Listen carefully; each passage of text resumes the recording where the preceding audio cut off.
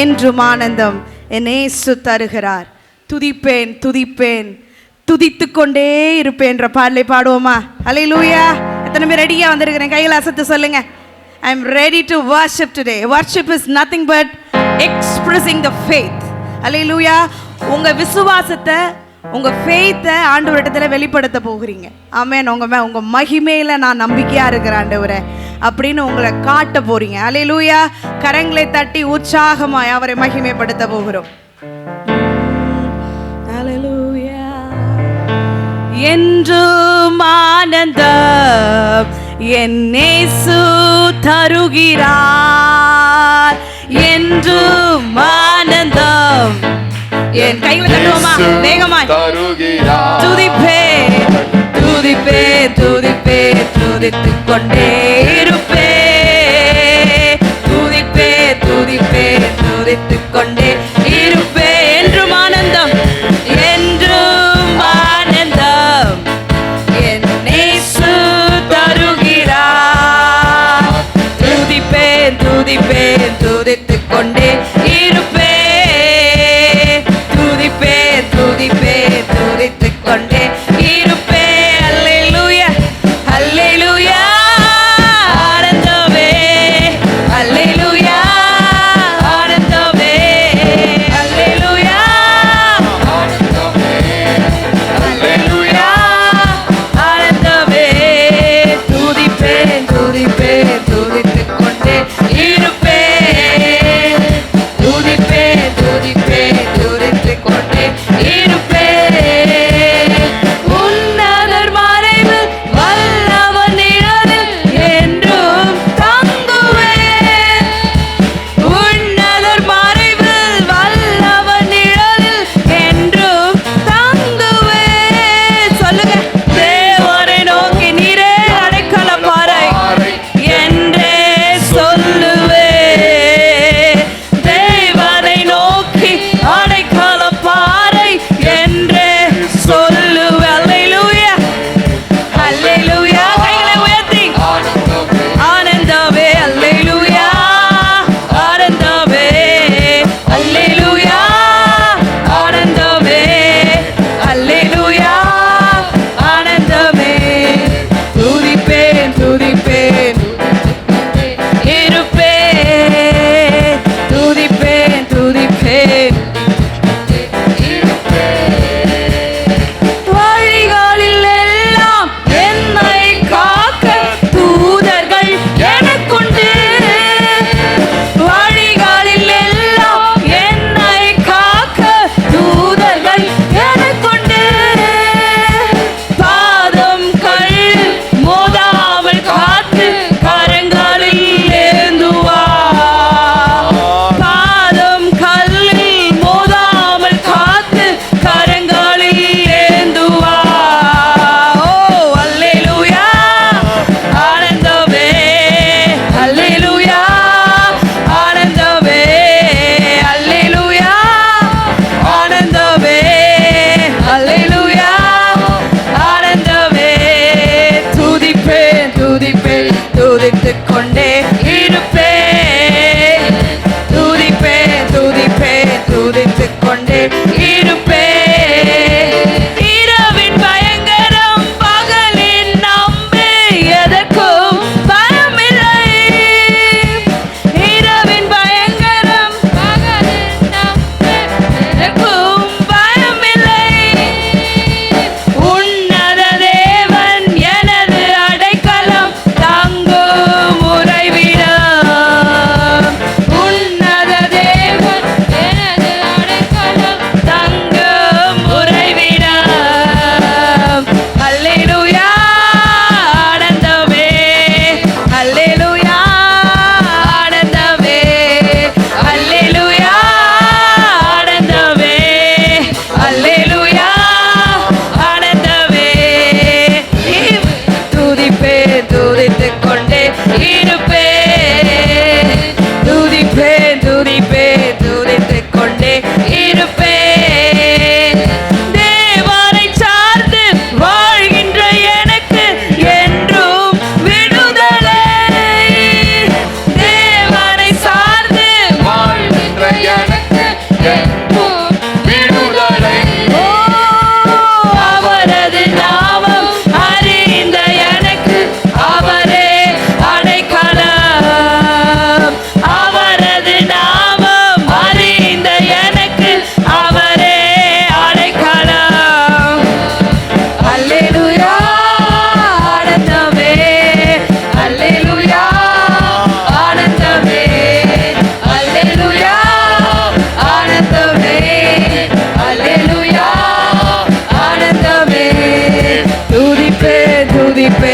துதித்துக் கொண்டே இருப்பேன். சொல்லுங்க சொல்லுங்க. துதிப்பேன் துதிப்பேன் துதித்துக் கொண்டே இருப்பேன். உங்க சத்தத்தை உயர்த்தி துதிப்பேன் துதிப்பேன் துதித்துக் கொண்டே இருப்பேன். இன்னும் சத்தத்தை உயர்த்தி துதிப்பேன் துதிப்பேன் துதித்துக் கொண்டே இருப்பேன். அல்லேலூயா ஆனந்தமே. அல்லேலூயா ஆனந்தமே. ஹல்லேலூயா ஹல்லேலூயா. அவரை துதிப்பதில் எவ்வளவு சந்தோஷம் இல்லை? அவரை சார்ந்து வாழ்கின்ற நமக்கு விடுதலை, ஆசீர்வாதம் எல்லாம் கிடைக்கும். முள்ளுகளுக்குள் ரோஜா மலர் நீரே, காட்டு புஷ்பத்துக்குள் லீலி மலர் நீரே, உம்மை ஆராதித்து நான் துதித்து பாடுவேன் என்ற பாடலை பாட போகிறோம். ஹல்லேலூயா. எத்தனை பேருக்கு இந்த பாட்டு தெரியும்? ஹல்லேலூயா. என்னோட சேர்ந்து பாடுங்க சந்தோஷத்தோடு. நான் உங்களை துதிக்க தான் வந்திருக்கிறேன் ஆண்டவரின் உள்ளத்தின் ஆழத்தில் இருந்த சந்தோஷமாய். ஹல்லேலூயா. முள்ளுகளுக்குள் ரோஜா மலர் நீரே, காட்டு புஷ்பத்துக்குள் லீலி மலர் நீரே, முள்ளுகளுக்குள் ரோஜா மலர் நீரே, காட்டு புஷ்பத்துக்குள் லீலி மலர் நீரே, உம்மை ஆராதித்து துதித்து பாடுவேன், என்றும் பாடி பாடி நடனம் ஆடுவேன். உம்மை ஆராதித்து என்றும் பாடி பாடி நடனம் ஆடுவேன். முள்ளுகளுக்குள் ரோஜா மலர் நீரே, உங்க சத்தம் உயரட்டும். முள்ளுகளுக்குள் ரோஜா மலர் நீரே, காட்டு புஷ்பத்துக்குள் லீலி மலர் நீரே, எத்தனை எத்தனை குறைகள் எந்த வாழ்விலே, எத்தனை எத்தனை குறைகள் எந்த வாழ்விலே, அத்தனையும் நீர் மன்னித்தீரே மறந்து போனீரே, அத்தனையும் நீர் மன்னித்தீரே மறந்து போனீரே. உம்மை ஆராதித்து துதித்து பாடுவேன், என்றும் பாடி பாடி நடனம் ஆடுவேன். உம்மை ஆராதித்து துதித்து பாடுவேன், என்றும் பாடி பாடி நடனம் ஆடுவேன். முள்ளுகளுக்குள் ரோஜா மலர் நீரே, காட்டு புஷ்பத்துக்குள் லீலி மலர் நீரே, முள்ளுகளுக்குள் ரோஜா மலர் நீரே, காட்டு புஷ்பத்துக்குள் லீலி மலர் நீரே, வாடி வறண்ட வாழ்வில் ஜீவன் தந்தீரே, வாடி வறண்ட வாழ்வில் ஜீவன் தந்தீரே, வாசம் வீசும் மலராக மலர செய்தீரே, வாசம் வீசும் மலராக மலர செய்தீரே. உம்மை ஆராதித்து துதித்து பாடுவேன், என்றும் பாடி பாடி நடனம் ஆடுவேன்.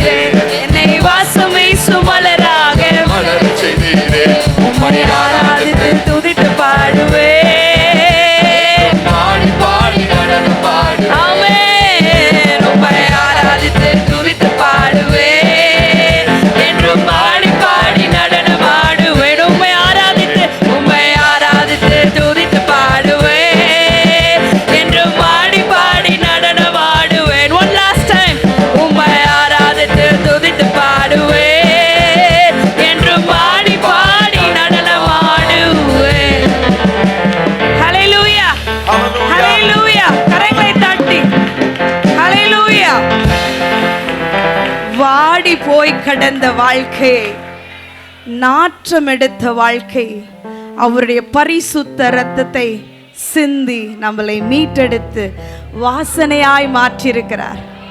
அல்லேலூயா. இன்னைக்கு எத்தனையோ பேர் நான் அழகா இல்லைன்னு கூட கவலைப்படலாம். உங்களை மேலே அழகாய் படைத்திருக்கிறார் அவருடைய இரத்தத்தினால. ஆமென்.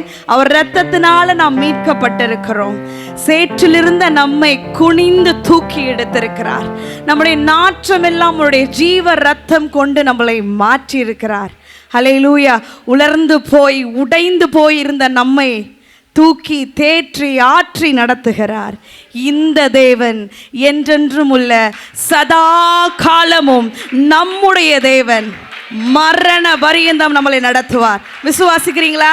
மரண பரியந்தம் நடத்துபவர் நம்மோடு இருக்கிறார். ஹல்லேலூயா. விசுவாசத்தோடு அடுத்த பாடலை பாடுங்க. உங்க விசுவாசம் இன்றைக்கு வர்த்திக்க பண்ணுவார். ஹல்லேலூயா. ஜெயம் கொடுக்கும் தேவனுக்கு கோடி கோடி ஸ்தோத்திரம். வாழ்வழிக்கும் இயேசு ராஜாவுக்கு வாழ்நாளெல்லாம் ஸ்தோத்திரம்னு விசுவாசத்தோடு பாடுங்க. உங்க வாழ்க்கையில ஒரு விடுதலை கர்த்தர் கட்டளையிடுவார். ஹல்லேலூயா. பாடுவோமா? அல்லேலூயா. இன்றைக்கு ஒருவேளை விசுவாசம் குன்றி போய் வந்திருக்கலாம். ஆண்டவர் உங்கள் ஒவ்வொருடைய விசுவாசத்தை வர்த்திக்க பண்ண போகிறார், பெருக பண்ண போகிறார். ஹல்லேலூயா. எத்தனை பேருக்கு விசுவாசம் அதிகரிக்கணும்? விசுவாசம் இருந்தால் தான் நிறைவேற்றுவார் ஆண்டவர். ஹல்லேலூயா. விசுவாசம் இல்லைன்னா பிரயோஜனமே இல்லை. ஆமென். ஹல்லேலூயா. ஹல்லேலூயா. விசுவாசத்தோடு இந்த பாடலை பாடுங்க. உங்க வாழ்க்கையில கிறிஸ்துவுக்குள் எப்பொழுதும் வெற்றி சிறக்க பண்ணுவார். ஹல்லேலூயா. நீங்க சொல்லுவீங்க, ஜெயம் கொடுக்கிற தேவனுக்கு ஸ்தோத்திரம்னு சொல்லுவீங்க முடிச்சுட்டு போகும்போது. ஆமென்.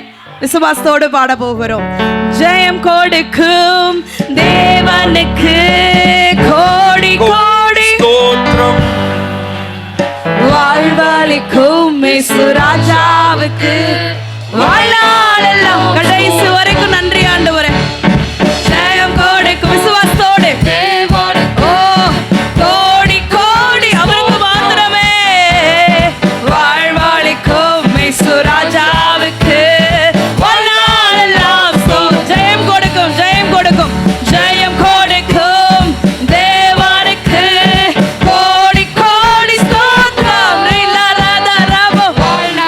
எஸ் எஸ் ராஜாவுக்கு வாழ்நாளெல்லாம் ஸ்தோத்திரம்.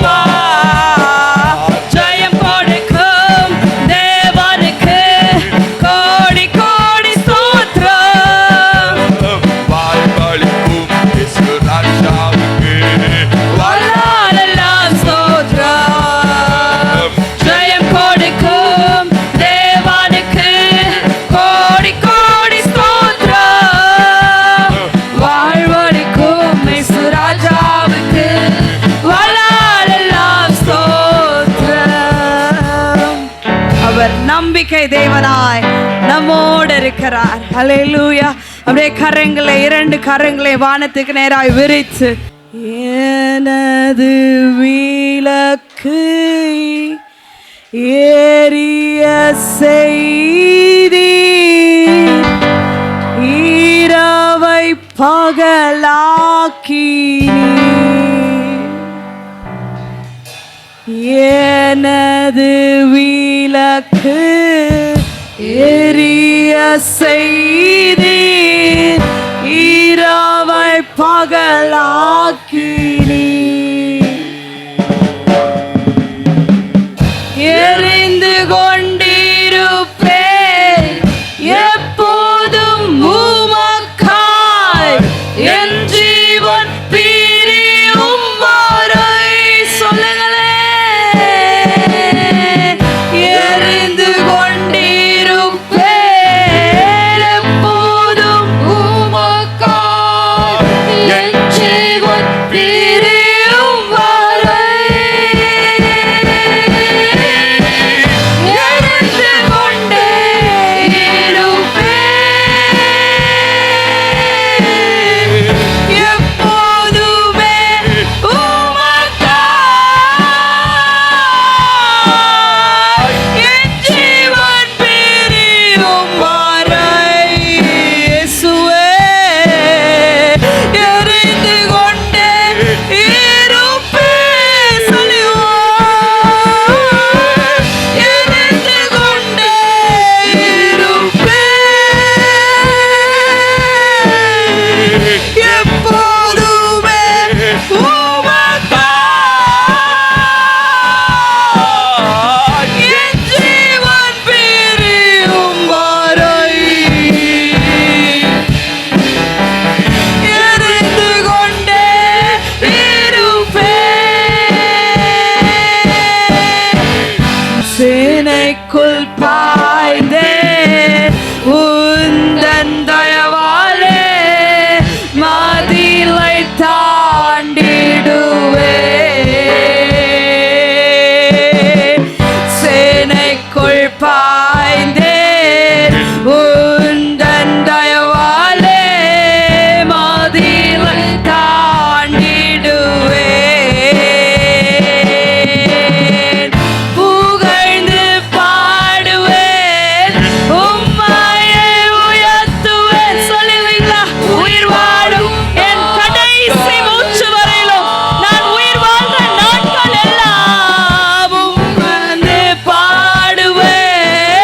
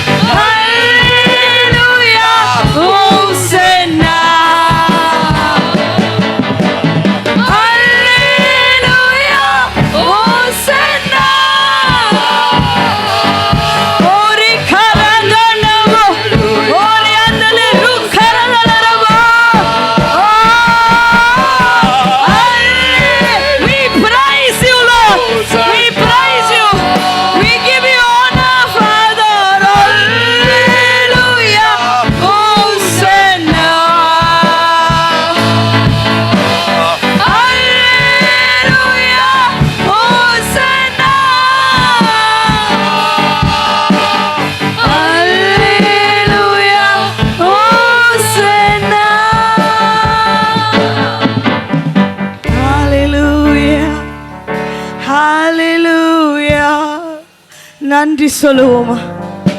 உள்ளத்தின் ஆழத்திலிருந்து அப்பா உங்களை பிரசனை மூடினது, உங்க கரம் இந்த நேரத்தில் என்னை தோட்டது. அப்பா இங்க உலாவி கொண்டிருக்கிறீர். ஹல்லேலூயா, ஹல்லேலூயா.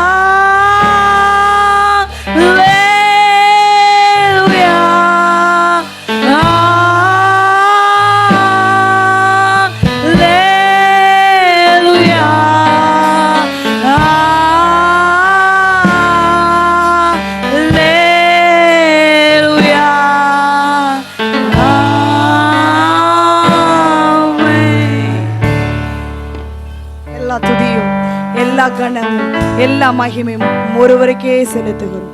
அல்லேலூயா. கர்த்தருடைய பரிசுத்தமுள்ள நாமத்துக்கு ஸ்தோத்திரம் உண்டாவதாக. நாம் சங்கீதங்களின் புத்தகம் 1வது சங்கீதத்தை நாம் வாசிக்கலாம். துன்மார்க்கருடைய ஆலோசனையில் நடவாமலும், பாவிகளுடைய வழியில் நில்லாமலும், பரியாசக்காரர் உட்காரும் இடத்தில் உட்காராமலும்,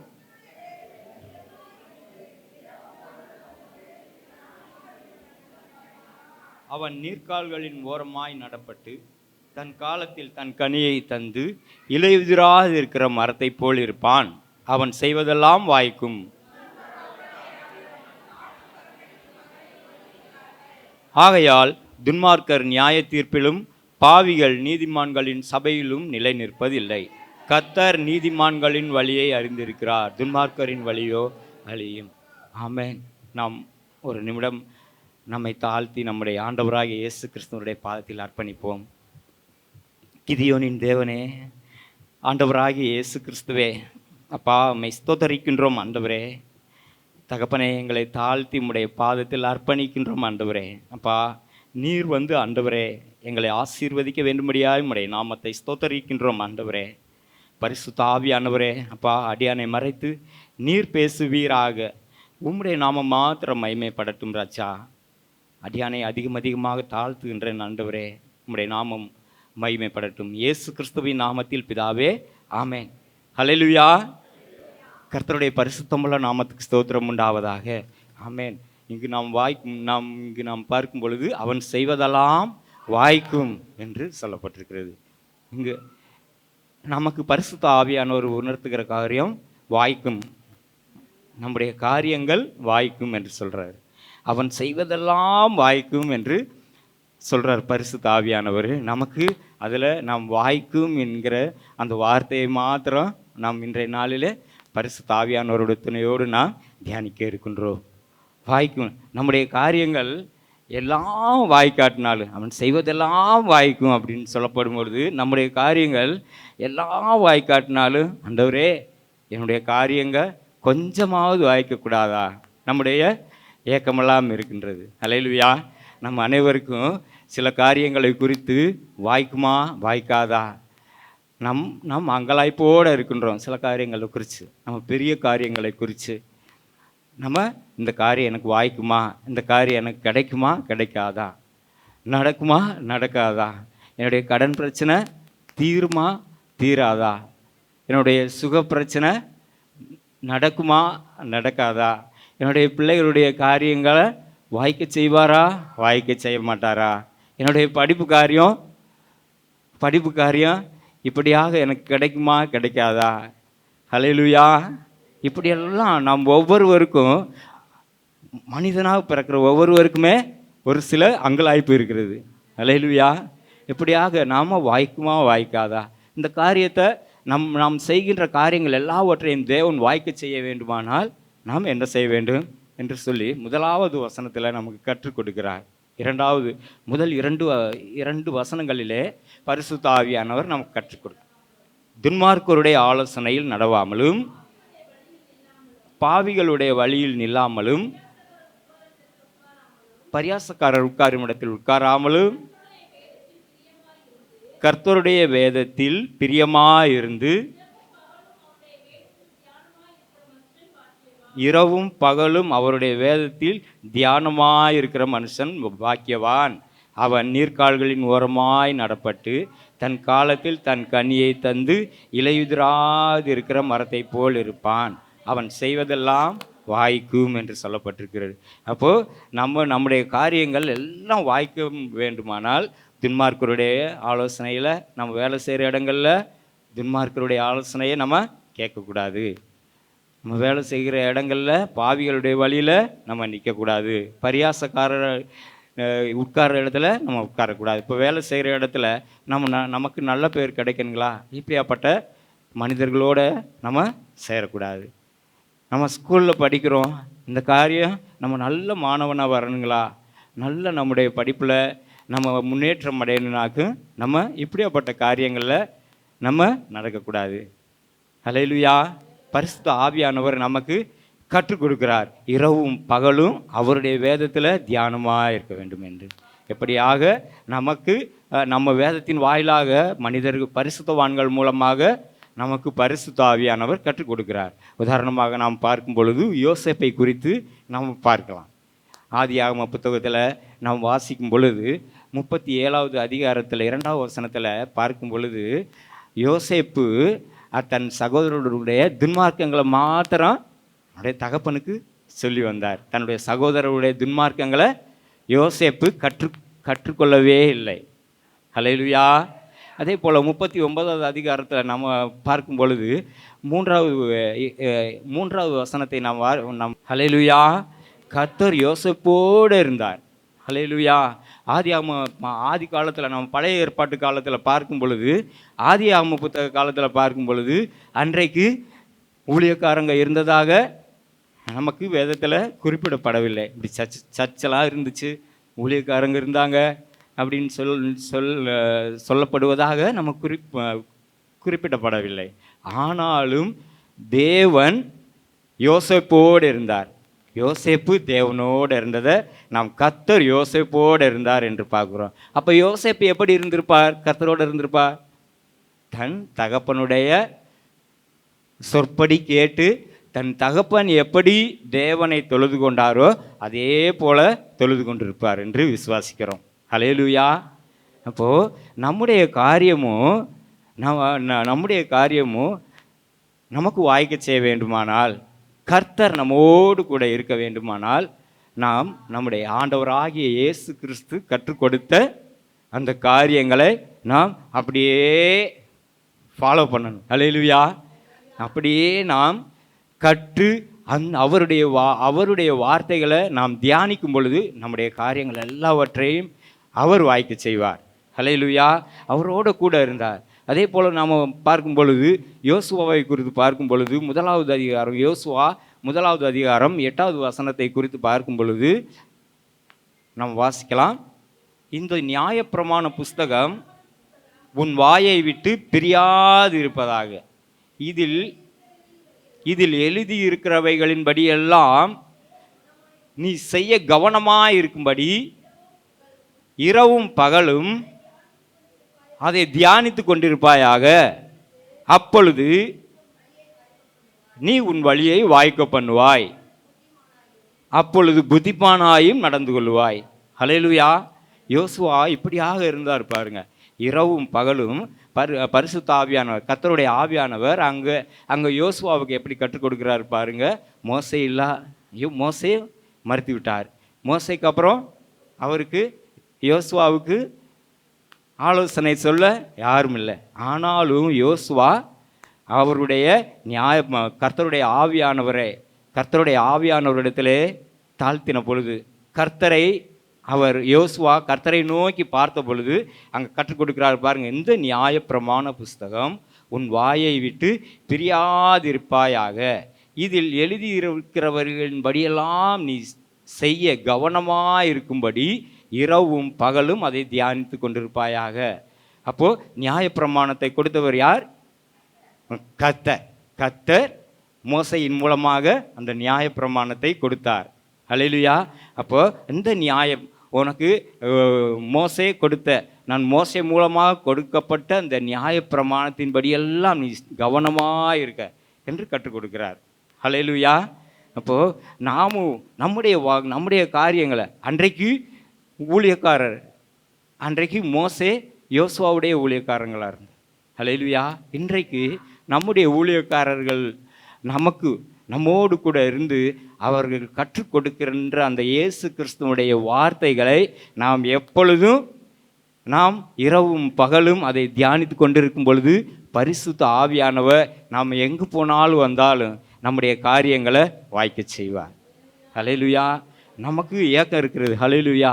பெரிய பெரிய காரியங்களை குறித்து ஏக்கம் இருக்கிறது. ஆனாலும் ஆண்டவரே, எனக்கு எல்லா காரியத்திலையும் எனக்கு வாய்க்க செய்யாட்டினாலும் ஆண்டவரே, நான் போகிற காரியம், என்னுடைய படிப்பு காரியம், என்னுடைய பெரிய காரியங்களில் நான் வெட்கமடையாதபடி இருக்க செய்யுங்க ஆண்டவரே. ஹல்லேலூயா. நமக்கு அங்கலாய்ப்பு இருக்குங்கள்ல. ஹல்லேலூயா. தாவீதை குறித்து நம்ம பார்க்கும் பொழுது தாவீது எப்பொழுதும் கர்த்தரோடு இருந்தார் என்று பார்க்கிறோம். கர்த்தரிடத்திலே ஆலோசனை தாவீதை குறித்து பார்க்கும் பொழுது 1 சாமுவேல் 2 சாமுவேல் புத்தகங்கள் நாம் பார்க்கும் பொழுது தாவீது கர்த்தரை நோக்கி பார்த்து ஆலோசனை கேட்டார் என்று பார்க்கிறோம். அதனால் கர்த்தர் தாவீதோடு இருந்தார் என்று பார்க்கிறோம். அதுக்கப்புறம் பார்க்கும் பொழுது 2 சாமுவேல் புத்தகத்தில் 8வது அதிகாரத்தில் பார்க்கும் பொழுது 6வது வசனம் பார்க்கும் பொழுது பின்பகுதியை பார்க்கும் பொழுது கர்த்தர் தாவீது போன இடத்திலெல்லாம் கர்த்தர் தாவீதோடு இருந்தார் என்று பார்க்கிறோம். அதுக்கப்புறம் பார்க்கும் பொழுது 14வது வசனத்தை நாம் பார்க்கும் பொழுது தாவீது போன எல்லா இடத்திலும் கர்த்தர் அவனை காப்பாற்றினார் என்று பார்க்கிறோம். ஹல்லேலூயா.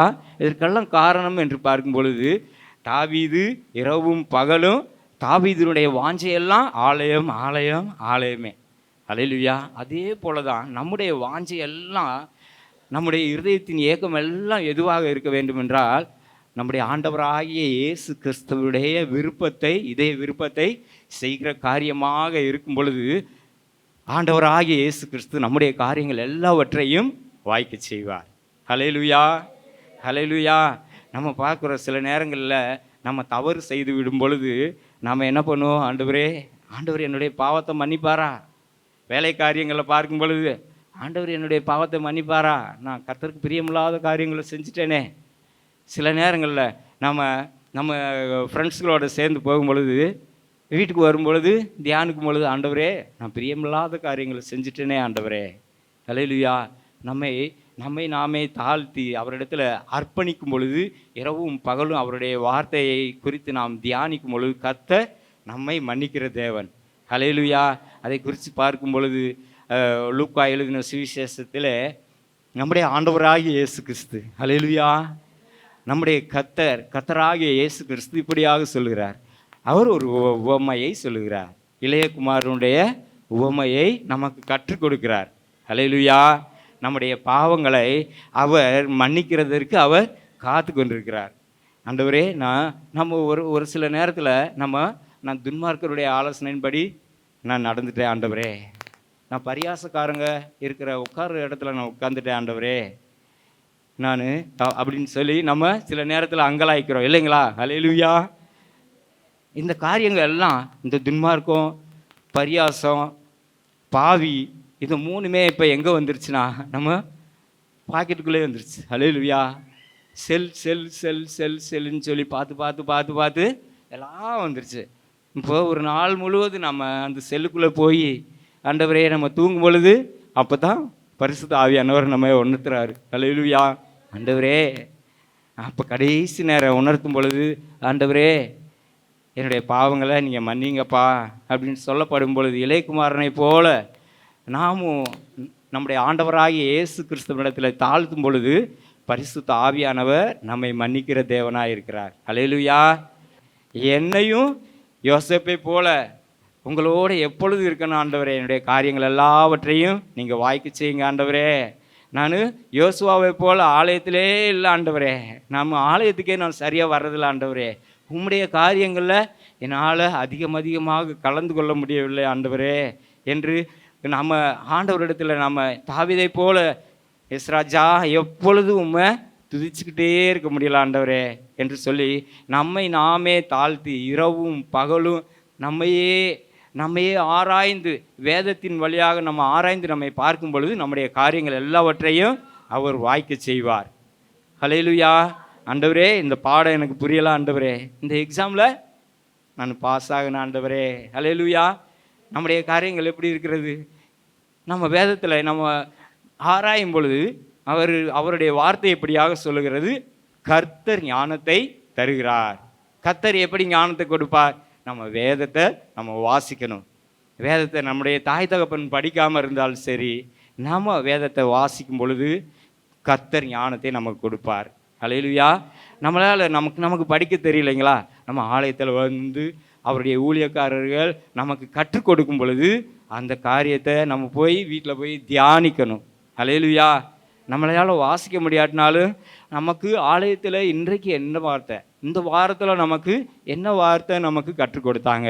ஆண்டவரே, இந்த வாரத்துக்கு நம்முடைய ஆண்டவராகிய இயேசு கிறிஸ்து கற்றுக் கொடுத்தது போல அவர் ஜெபத்தை கற்றுக் கொடுத்தார். ஹல்லேலூயா. அதுபோல் ஆண்டவரே, இந்த வாரத்துக்குரிய மன்னாவை எங்களுக்கு கொடுத்துருக்கீங்க. நீங்கள் கொடுத்துருக்கிற அந்த மன்னாவின்படி எங்களை ஆசீர்வதியும் ஆண்டவரே. இந்த வாரத்துக்கு என்ன மண்ணை எங்களுக்கு கொடுக்குறீங்க ஆண்டவரே என்று நம்ம தியானிக்கும் பொழுது பரிசுத்த ஆவியானவர் நம்ம வீட்டில் எந்த வார்த்தையை நம்ம கேட்டோமோ அதே வார்த்தையை பரிசுத்த ஆவியானவர் நம்முடைய ஆலயத்தில் தம்முடைய பரிசுத்தவான்களாகிய தம்முடைய தீர்க்கதரிசிகளாகிய ஊழியக்காரர் மூலமாக அவர் நம்மோடு கூட பேசி நம்முடைய காரியத்தை வாய்க்க செய்வார். ஹல்லேலூயா. தொடர்ந்து நாம் எல்லோரும் இரவும் பகலும் கர்த்தருடைய வேதத்தில் தியானமாக இருப்போங்களா? ஹல்லேலூயா. தியானமாக இருப்போம். நம்முடைய காரியங்கள் எல்லாவற்றையும் நம்முடைய ஆண்டவராகிய இயேசு கிறிஸ்துவின் வார்த்தையின் மூலமாக பரிசுத்த ஆவியானவர் வாய்க்க செய்வாராக. ஆமென், ஆமென். தொடர்ந்து கர்த்தருடைய ஆவியானவர் தாமே நம்மை நடத்துவாராக.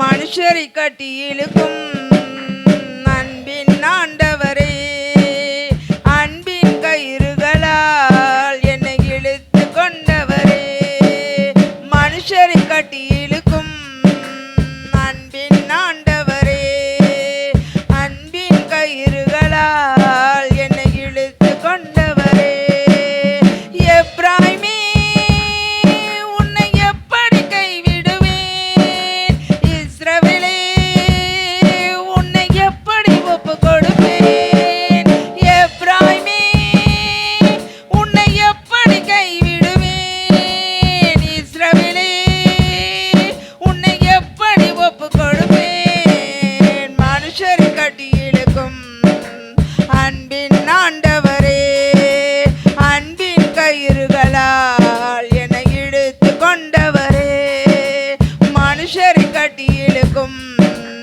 அன்பின் ஆண்டவரே, அன்பின் கயிறுகளால் என்னை இழுத்து கொண்டவரே, தாயை போல உணவு கொடுப்பவரே, தந்தையை போல என்னை சுமந்து செல்பவரே, தாயை போல உணவு கொடுப்பவரே, தகப்பனை போல என்னை சுமந்து செல்பவரே, ஒரு தகப்பனை போல என்னை சுமந்து செல்பவரே, ஒரு தகப்பனை போல என்னை சுமந்து செல்பவரே, எப்ராயிமே உன்னை எப்படி கைவிடுவேன், இஸ்ரவேலே உன்னை எப்படி ஒப்பு கொடுப்பேன், எப்ராயிமே உன்னை எப்படி கைவிடுவேன்,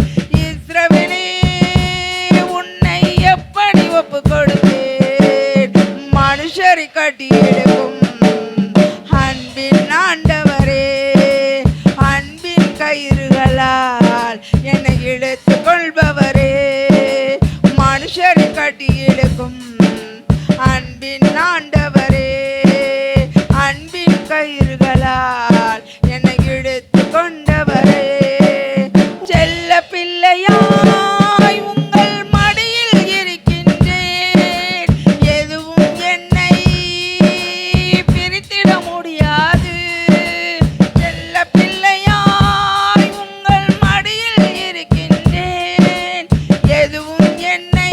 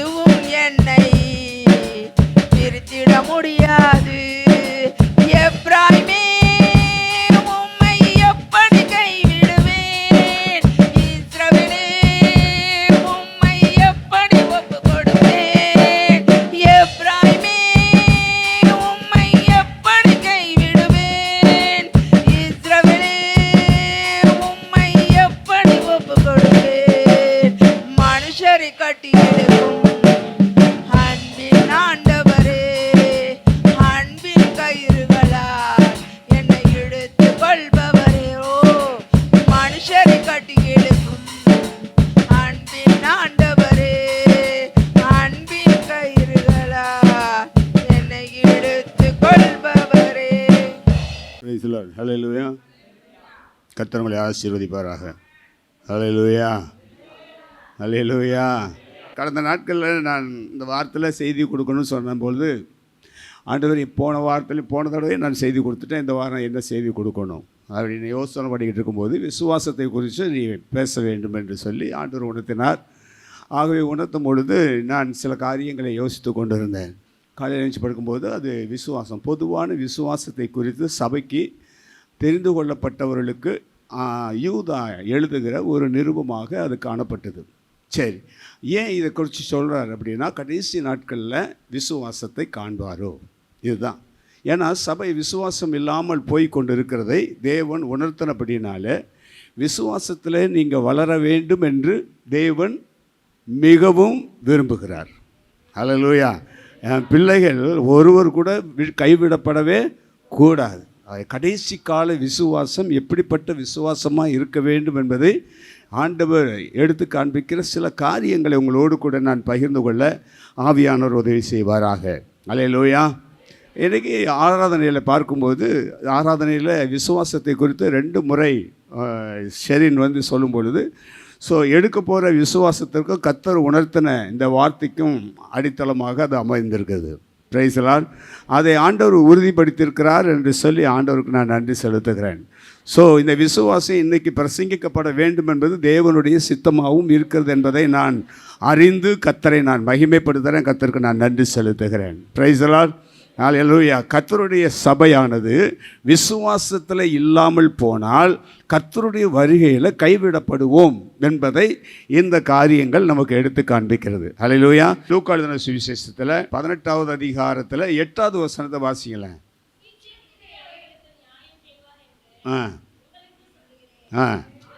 ஆகிலும் மனுஷகுமாரன் வரும்போது பூமியில் ஆமாம் விசுவாசத்தை காண்பாரோ. அப்போ இந்த விசுவாசம் எவ்வளோ முக்கியத்துவம் வாய்ந்ததாக இருக்குதுன்னு பாருங்கள். கர்த்தருடைய வருகை வரும்போது கர்த்தருடைய பிள்ளைகள் விசுவாசத்தில் இருப்பார்களோ இல்லையோ என்கிற ஒரு காரியத்தை தேவன் நமக்கு சபையில் எடுத்து காண்பிக்கிறார். ஆகவே சபையானது ஆண்டவர் சொல்கிறாரு, கிருபையினாலே உங்கள் விசுவாசத்தை கொண்டு ரட்சிக்கப்பட்டீர்கள். அப்போ ரட்சிப்பு எப்படி வந்துச்சு? கிருபையினாலே ரட்சிப்பு. விசுவாசத்தினால கிருபை ஆண்டவர் கொடுத்துட்டாரு. எதுக்கு கொடுத்தாரு? நீங்கள் சுவிசேஷத்தை அறிஞ்சு கொள்ளும்போது கிருபையினாலே நீங்கள் என்ன செய்யுங்க, உங்களுக்குள்ள விசுவாசம் வந்துருச்சு. அப்போ விசுவாசத்தினாலே நீங்கள் ரட்சிக்கப்பட்டீர்கள் என்பதை சொல்கிறாரு. ஹல்லேலூயா. அப்போ விசுவாசம் இல்லாமல் நாம் ரட்சிக்கப்படவே முடியாது. ஆகவே நாம் விசுவாசித்ததனால தேவன் நமக்கு ரட்சிப்பை கொடுத்திருக்கிறார். ஆகவே இந்த கடைசி நாட்களில் விசுவாசத்தை விட்டு வழி விலகி போகிற சில காரியங்கள் இன்னைக்கு பூமியில் நடந்து கொண்டு இருக்கிறத யூதா எடுத்து காண்பிக்கிறார். அதை இன்னைக்கு வாசிக்க போகிறோம். முதல்ல யூதாவின் புஸ்தகத்தில் 1வது வசனத்திலிருந்து 4வது வசனத்தை வரைக்கும் வாசிக்கலாம். இயேசு கிறிஸ்துனுடைய ஊழியக்காரனும் யாக்கோபினுடைய சகோதரனுமாய் இருக்கிற யூதா, பிதாவாகிய தேவனாலே பரிசுத்தமாக்கப்பட்டவர்களும் நீங்களும் நானும் தான் காக்கப்பட்டவர்களுமாகிய இயேசு கிறிஸ்துனுடைய நாமத்தினாலே காக்கப்பட்டவர்களாகிய நீங்களும் எழுதுகிறதாவது, நீங்களும் நானும் அழைக்கப்பட்டவர்களாக இருக்கிறோம். உங்களுக்கு தான் யூதா எழுதி அன்னைக்கே வைத்திருக்கிறார்.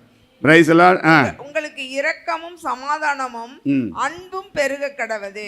பிரியமானவர்களே, பொதுவான ரட்சிப்பை குறித்து உங்களுக்கு எழுதும்படி நான் மிகவும் கருத்துள்ளவனாய் இருக்கையில் பரிசுத்தவான்களுக்கு ஒரு விசை ஒப்புவிக்கப்பட்ட விசுவாசத்திற்காக நீங்கள் தைரியமாய் போராட வேண்டும் என்று உங்களுக்கு எழுதி உணர்த்துவது எனக்கு அவசியமாய் கண்டது. ஏனெனில் நமது தேவனுடைய கிருபையை காம விகாரத்துக்கு ஏதுவாக புரட்டி ஒன்றான ஆண்டவராகிய தேவனையும் நம்முடைய கர்த்தராகிய இயேசு கிறிஸ்துவையும் மறுதலிக்கிற பக்தி அற்றவர்களாகிய சிலர் பக்க வழியாய் நுழைந்திருக்கிறார்கள். அவர்கள் இந்த ஆக்கினைக்கு உள்ளாவார்கள் என்று பூர்வத்திலே எழுதியிருக்கிறார். ஆமென். ஹல்லேலூயா. இப்போ இந்த யூதா எவ்வளோ கிளியராக எழுதி வைக்கிறாருன்னு பாருங்க. யாருக்கு எழுதுறாராம்? பிதாவாகிய தேவனால பரிசுத்தமாக்கப்பட்டவர்கள் யாரு? சபையாராகிய நாம், இல்லையா? கிறிஸ்துவினால காக்கப்பட்டவர்கள் யாரு? நம்ம தான். ஆகவே அழைக்கப்பட்டவர் யாரு? நம்ம தான். நமக்கு தான் யூதா அன்றைக்கே எழுதி வைத்திருக்கிறார். அதாவது பிரியமானவர்களே, நான் பொதுவான ரட்சிப்பை குறித்து உங்களுக்கு எழுதும்படி நான் மிகவும் கருத்துள்ளவனாய் இருக்கும்போது எனக்குள்ள ஒரு உணர்வு வந்துச்சு. அது வேண்டாம், ஒரு விசை ஒப்புவிக்கப்பட்ட அந்த அதாவது கருத்துள்ளவனாக இருக்கையில் பரிசுத்தவான்களுக்கு ஒரு விசை ஒப்பு கொடுக்கப்பட்ட விசுவாசத்திற்காக நீங்கள் தைரியமாய் போராட வேண்டும் என்று உங்களுக்கு எழுதி உணர்த்துவது எனக்கு அவசியமாய் கண்டது. ஏன்னா விசுவாசத்தில் நிறைய பேர் வழுவி போகிறதுனால நான் ரட்சிப்பை குறித்து எழுதாதபடி விசுவாசத்தை குறித்து உங்களுக்கு தைரியமாக நான் எழுதுகிறேன். ஏனென்றால் அது சொல்கிறார், ஏனென்றால் நமது தேவனுடைய கிருபையை காம விகாரத்துக்கு ஏதுவாக புரட்டி. அப்படின்னா என்ன? நீ எது வேணாலும் செய்ய, கிருபை, தேவ கிருபை உன்னை பாதுகாக்கும் அப்படிங்கிற ஒரு தவறான கொள்கையை பின் நாட்களில் உங்களுக்கு போதிப்பார்கள். அதனால தான் சொல்கிறார், கிருபையை காம விகாரத்துக்கு ஏதுவாக புரட்டி ஒன்றான ஆண்டவராகிய தேவனையும் நம்முடைய கர்த்தராகிய இயேசு கிறிஸ்துவை மறுதலிக்கிற பக்தியற்றவர்களாகிய சிலர் சபைக்குள்ள எப்படி வராங்களாம்? பக்க வழியாய் வராங்களாம். அது நமக்கே தெரியாது. பக்க வழியாய் சிலர் நுழைவார்கள், அவர்கள் எந்த ஆக்கினைக்குள்ளாவார்கள் என்று பூர்வ காலத்தில் எழுதப்பட்டிருக்குது. இதெல்லாம் நீங்கள் படிச்சுக்கோங்க மையை. அதனால் இப்போ பவுல் இங்கே யூதா எழுதுறது என்னன்னா 20வது வசனத்திலிருந்து வாசிக்கலாம்.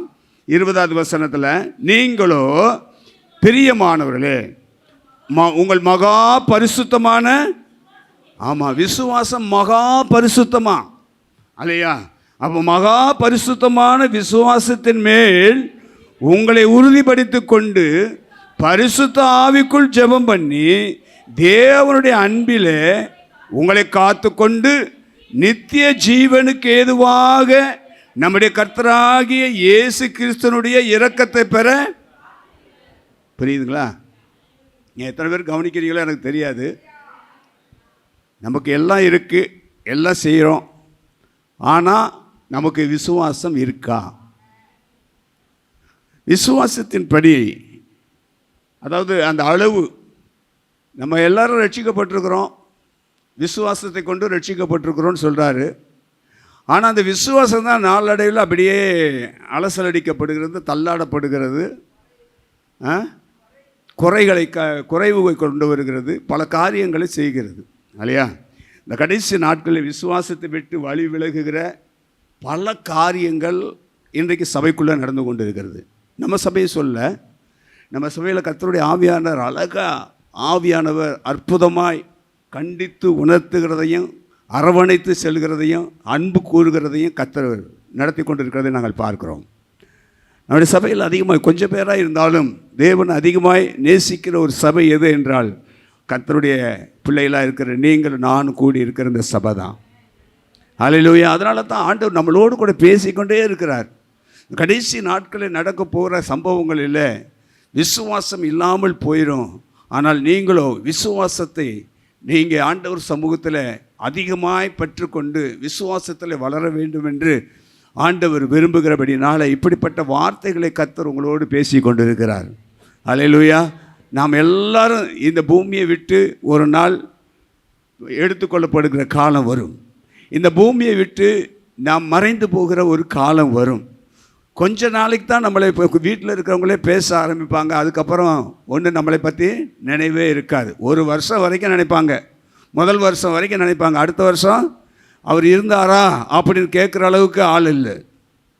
அவர் இப்படி இருந்தாரா அப்படி ஒருத்தர் அப்படிங்கிறது மாதிரி. ஏனென்றால் போயிடும், அவ்வளோதான். நம்முடைய வாழ்க்கை மரித்து போகும்போது கூட நாம் விசுவாசத்தோடு தான் மரிக்கணும். நான் இன்றைக்கி செத்து போயிடுவேன், என் ஆவி ஆண்டவரோடு இருக்கும் என்ற நம்பிக்கையோடு சாகணும். Price the Lord. அதுதான் கடைசி நாட்களில் நம்ம எதிர்பார்க்கிற, தேவன் எதிர்பார்க்கிற ஒரு விசுவாசமாக இருக்கணும். இன்றைக்கி நம்ம எப்படி வேணாலும் வாழ்ந்துடலாம், விசுவாசம் இல்லாமல் வாழ்க்கை வாழவே சொல்லுங்க தெரியாது. Price the lord. ஆகவே எபிரேயர் 11வது அதிகாரம் 6வது வசனம் சொல்லுகிறது, விசுவாசம் இல்லாமல் தேவனுக்கு பிரியமாக இருப்பது கூடாத காரியம். ஏனென்றால் தேவனிடத்தில் சேருகிறவன் அவர் உண்டென்றும் அவர் தம்மை தேடுகிறவர்களுக்கு பலன் அளிக்கிறார் என்று விசுவாசிக்க வேண்டும். புரியுதுங்களா? அவரை தேடுகிற, அவரை ஆராதிக்கிற, அவரை மகிமைப்படுத்துகிற நமக்கு அவராலே நமக்கு என்ன இருக்குது? ஆமாம், பலன் உண்டு. அவர் மூலியமாய் நமக்கு நித்தியத்தில் ஒரு இடம் உண்டு என்பதை நாம் விசுவாசிக்க வேண்டும் என்று சபையாருக்கு கர்த்தர் சொல்லுகிறார். அல்லேலூயா. ஆனால் இன்றைக்கு இப்படிப்பட்ட விசுவாசம் இருக்கிறதா என்று சொல்லி பார்த்தால் அது குறைந்து போயிடுச்சு தான். சபையில் குறைந்து, உங்களுக்கே தெரியும் நீங்கள் எந்த அளவுக்கு விசுவாசத்தில் இருக்கிறீங்க அப்படின்னு நான் சொல்ல வேண்டியது அவசியமே இல்லை. ஆனால் உங்களுக்கு எல்லாமே தெரிந்திருக்கிற ஒரு காரியம் இல்லைங்களா? ஆகவே உங்களுக்கு அந்த காரியத்தை தெரிந்திருக்கும். ஆகவே இப்படிப்பட்ட விசுவாசம் குறைந்து வருவதால் தான் ஆண்டவர் சொல்கிறாரு, மனுஷகுமாரன் வரும்போது பூமியில் விசுவாசத்தை காண்பாரோ. அல்லேலூயா. விசுவாசத்தை இப்படிலாம் இருக்கிறதுனால கடைசி காலத்தில் நடக்கிற சம்பவங்களை எல்லாம் கர்த்தர் பார்த்து கொண்டே தான் இருக்கிறார். நம்முடைய விசுவாசத்தின் அளவையும் பார்த்து கொண்டு தான் இருக்கிறார். அதனால தான் மனுஷகுமாரன் மீண்டும் வரப்போகுது. இப்படிப்பட்ட விசுவாசம் பிள்ளைகளுக்கு இருக்குமா என்பதை ஒரு கேள்விக்குறியோடு கூட இந்த வசனம் காண்பிக்கிறது. அப்போ நாமும் எதிர்பார்க்குறோம், எனக்கு விசுவாசத்தை வர்த்திக்க பண்ணுங்க ஆண்டவரே. ஒவ்வொரு நாளும் ஜெபம் பண்ணுங்க, என் விசுவாசம் குறைந்து இருக்குது, என் விசுவாசத்தில் நான் குறைபட்டு காணப்படுகிறேன், எனக்கு விசுவாசத்தை வர்த்திக்க பண்ணணும்னு ஜெபம் பண்ணணும். அல்லேலூயா. ஆகவே விசுவாசத்தில் வளர விடாமல், நிலைத்திருக்க விடாமல் செய்கிற சில 2 காரியங்கள் முதல்ல சொல்லிட்டு, அப்புறம் விசுவாசம் என்பதை எப்படி நாம் பெருக வேண்டும் என்பதை குறித்து சொல்லி ஆண்டவருடைய ஆவியானவர் உங்களோடு பேசுவாராக. அல்லேலூயா. நல்ல பிதாவே, ஆண்டவராக இயேசுவே, நீர் கொடுத்த இந்த வார்த்தைகளை நாம் ஆண்டவரை ஜனங்களுக்குள்ளே இதை பிரசங்கிக்க, ஆண்டவரை உபதேசிக்க ஆவியானவர் எனக்கு உதவி செய்யுங்க. என்னை மறைத்து நீங்கள் பேசுங்க ஆண்டவரே. உம்முடைய வார்த்தையே இருதயத்தில், பிள்ளைகளுடைய இருதயத்தில் பதியட்டும் ஆண்டவரே. அடியானை மறைத்துக் கொள்ளும், நீர் வெளிப்படுவீராக. இயேசுவின் நாமத்தில் பிதாவே, ஆமென். அல்லேலூயா. நம்முடைய விசுவாசம் வளர விடாமல் இருக்கிறதுக்கு சில காரியங்கள். ஒரு விதையை போடுறோம், அது முட்செடியில் விழுந்ததுன்னு சொல்கிறாரு. அந்த முட்செடி முட்செடியில் இருக்கும்போது அந்த விதை வளரும் போது என்னது, அதை நெருக்கி போடுறது இல்லையா? அதுபோல தான் விசுவாசம் வளர வளர சில நம்முடைய விசுவாசத்தை குறைக்கக்கூடிய சில சம்பவங்கள் நம்முடைய வாழ்க்கையில் நடக்குது. அதில் முதல் காரியம் என்ன என்று பார்க்கும்போது உங்களுக்கு தெரியும், lack of faith. Lack of ஃபெய்த்னா என்ன? அவிசுவாசம். அவிசுவாசத்தை தான் என்ன சொல்கிறது? லேக் ஆஃப் ஃபெய்த், அவிசுவாசம், நம்பிக்கையற்ற தன்மை. இல்லை, நம்பிக்கையற்ற தன்மை. ஏதாவது கேட்பாங்க, ஏப்பா உனக்கு வேலை கிடைச்சிடா? கிடைக்கும். சரி, பாஸ் பண்ணிடுவியா? பண்ணிடுவேன். அப்படின்னா என்னது? ஆமாம், நம்பிக்கை இல்லாத ஒரு தன்மையை வெளிப்படுத்துகிற வார்த்தைகள் தான் இப்படிப்பட்ட வார்த்தை. இது நான் ஒரு 2 வார்த்தை சொன்னேன், உங்களுக்கு நிறைய தெரியும் இல்லையா? கிடைக்குமா? தெரியல. போவியா? தெரியாது. வருமா? தெரியாது.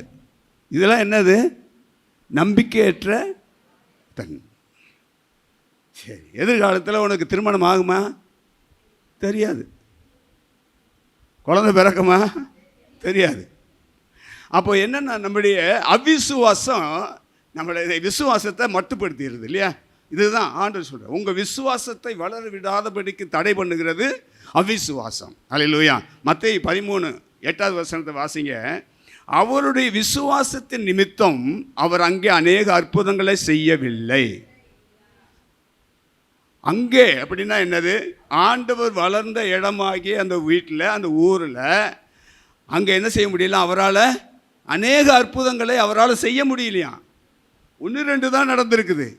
ஏன் ஆண்டவர் அப்படி செய்ய முடியல அப்படின்னு கேட்டால், அங்கே இருக்கிறவருடைய அவிசுவாசத்தினாலே இவருடைய காரியங்கள் நடக்க முடியல. வீட்டில் நல்ல காரியம் நடக்கும்போது நீங்கள் விசுவாசத்தில் பேசுவீங்க, ஆனால் உங்களை சூழ்ந்து இருக்கிறவங்களை எல்லாம் என்ன செய்வாங்க? உங்கள் விசுவாசத்தை டம்மி பண்ணி அவிசுவாசமான வார்த்தையை பேசுவாங்க. நீ சொல்கிறதெல்லாம் நடக்காது, நீ சொல்கிறத நாங்கள் கேட்க மாட்டோம், நீ சொல்கிறத நான் எப்படி செய்ய முடியும், அது எப்படி நடக்கும், இப்படிலாம் கேள்வி கேட்டு உங்களை என்ன செஞ்சிருவாங்க? மடக்கடிக்கும் போது உங்கள் விசுவாசத்தின் அளவு இன்னும் மேலே போக முடியாமல் இவங்களுடைய அவிசுவாசத்தினால நீங்கள் எதுவுமே செய்ய முடியாமல் போயிடுது. புரியுதுங்களா? இதுதான் நடக்குது. இன்றைக்கி நடக்குதா? நடந்து கொண்டு தான் இருக்குது. குடும்பத்துலேயும் நடக்குது, சில இடங்களிலும் நடக்குது, ஃப்ரெண்ட்ஷிப் மத்தியிலும் நடக்குது, வேலை செய்கிற இடத்துலையும் நடக்குது. அதனால் நம்ம என்ன செய்ய முடியல? விசுவாசத்தை வெளிப்படுத்த முடியல, விசுவாசத்தில் வளர்வதற்கு முடியாத சூழ்நிலை இருக்குது. அதனால தான் ஆண்டவராக இயேசு கிறிஸ்துவும் தான் வளர்ந்த ஊரில் அற்புதங்களை செய்யும்போது 1-2 தான் நடந்துச்சே தவிர அநேக காரியங்கள் நடக்காததை ஆண்டவர் பார்க்குறார். ஏன் நடக்கலை அப்படின்னா அங்கே இருக்கிறவருடைய அவிசுவாசம் தான் இந்த அற்புதங்களை செய்ய விடாமல் தடுத்தது. அல்லேலூயா. அவிசுவாசம் இருந்தால் அற்புதங்களையும் நன்மைகளையும் ஆசீர்வாதத்தையும் பெற்றுக்கொள்ள முடியாது, அது தடையாக மாறும். இப்போ நமக்கே ஒருவேளை நாமே விசுவாசத்தில் இருக்கிறோம், இது நிச்சயமாக கிடைக்கும் அப்படின்னு, ஆனால் ஒரு சில சம்பவங்களை பார்க்கும்போது இது கிடைக்கும் போல கிடைக்குமா கிடைக்காதா அப்படிங்கிற ஒரு இழுப்பு வரும். அந்த வலுப்பு வந்தோடனே என்னாச்சு? இழுத்துக்கிட்டு போயிடும். Praise the lord. ஹல்லேலூயா. ஆகவே எந்த ஒரு காரியத்தையும் செய்ய முடியாத ஒரு சூழ்நிலை நம்ம மட்டுப்படுத்திடுது அவிசுவாசம். ஹல்லேலூயா. அதனால் அவிசுவாசம் என்பது என்னன்னா, நம்பிக்கையற்ற தன்மையை குறிக்கிறது, நிச்சயமற்ற தன்மையை குறிக்கிறது, அவநம்பிக்கையை குறிக்கிறது, நம்பிக்கை இல்லாத ஒரு மனநிலைமையை ஏற்படுத்துகிறது.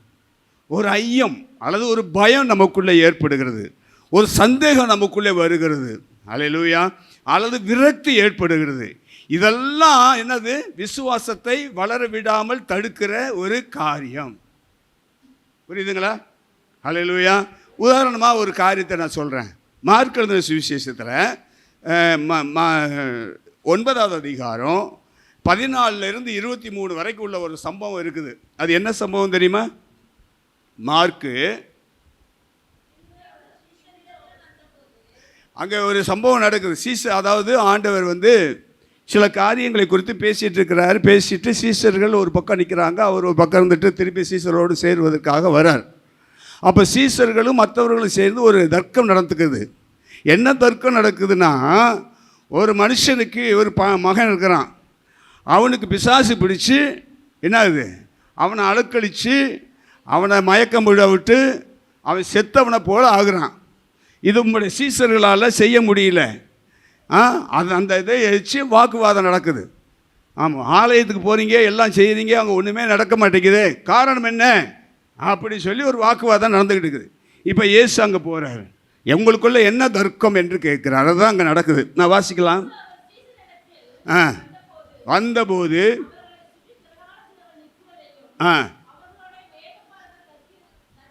வேத பாரகர்கள் அவர்களுடைய சீசர்களோடு சேர்ந்து வேத பாரகர்கள்னால் யார்?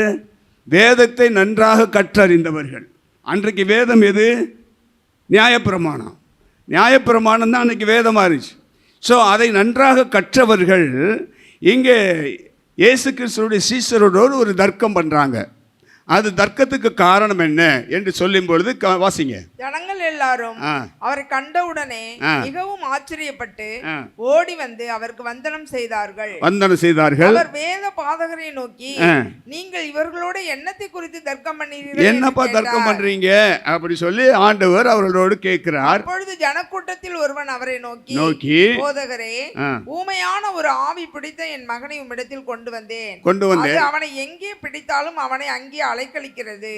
அப்பொழுது அவன் நுரை தள்ளி பல்லை கடித்து சோர்ந்து போகிறான். அதை துரத்தி விடும்படி உம்முடைய சீஷரிடத்தில் கேட்டேன், அவர்களால் கூடாமற் போயிற்று என்றான். அவர் பிரதியுத்தரமாக, விசுவாசம் இல்லாத சந்ததியே, நான் உங்களோடு இருப்பேன். யாரை பார்த்து திட்டாரு? சீசர்களை பார்த்து தான் திட்டாரு. என் கூட இருந்துட்டு விசுவாசம் உங்களுக்கு இல்லாம போயிடுச்சா? என் கூட இருந்துட்டு உனக்கு தைரியம் இல்லாம போயிடுச்சா? என் கூட இருந்துட்டு பிசாசை விரட்ட முடியாமல் உனக்கு அந்த கிருபை இல்லாமல் போயிடுச்சா? ஒரு காரியத்தை இப்போ ஒரு பெரிய ஆள் இருக்கார், அல்லது ஒரு பெரிய ஊருக்கு தலைவராக இருக்கிற 2 பேர் இருக்காங்க, அவங்க கூடவே செய்கிறாங்க. அப்போ அந்த தலைவருடைய எல்லாம் அதாவது அவருடைய செய்கைகள் எல்லாவற்றையுமே அவன் கற்றுக்கொண்டிருப்பான். அவன் எங்கேயாவது போய் இருக்கும்போது மாட்டிக்கிட்டான்னு வச்சுக்கோங்க, ஏன்டா என் கூட இருந்துட்டு இப்படிப்பட்ட காரியத்தில் மாட்டிட்டு இருக்கிறியா அப்படி சொல்லி திட்டுவானா இல்லையா? அதுபோல தான் ஆண்டவரும் என் கூடவே இருந்து என்னோடு கூட பழகி விசுவாசத்தில் வளர்ந்து அற்புதங்களை கண்டு அற்புதங்களை செய்ய வைத்து இவ்வளோ கூறிய காரியங்களை செய்து வைத்திருக்கிற உங்களுக்கு விசுவாசம் இல்லாமல் போயிடுச்சு அற்ப விசுவாசிகளே. அப்போ விசுவாசம் இல்லாமல் போனது அற்ப விசுவாசம் இல்லையா? அற்ப விசுவாசிகளே. அவர் பிரதியுத்தரமாக விசுவாசம் இல்லாத சந்ததியே எதுவரைக்கும் நான் உங்களோடு இருப்பேன். அவிசுவாசம் அதாவது கூட இருக்கிற வரைக்கும் தான் விசுவாசம், இல்லாம போனுச்சுன்னா அவிசுவாசம் சில பேருக்கு வந்துடுது. Price the Lord. இடத்தில் பொறுமையா இருப்பேன். எவ்வளவு தூரம் நான் உங்களோட இருப்பேன், பொறுமையா இடத்தில் கொண்டு வாருங்கள் என்றார். அவன் யாரு? அவனை கொண்டு வாங்கிறாரு. அவன் வந்தான், அவரிடத்தில் கொண்டு வந்தார்கள். அவரை கண்டவுடனே அந்த ஆவி அவனை அலைக்கழித்தது. அவன் தரையிலே விழுந்து நுரை தள்ளி புரண்டான். அவர் அவனுடைய தகப்பனை நோக்கி, இது இவனுக்கு உண்டாகி எவ்வளவு காலமாய்? தகப்பனை நோக்கி கேட்கிறாரு, இந்த பயலுக்கு எப்படி எவ்வளவு காலமாப்பா இது நடக்குது அப்படின்னு கேட்கிறாரு.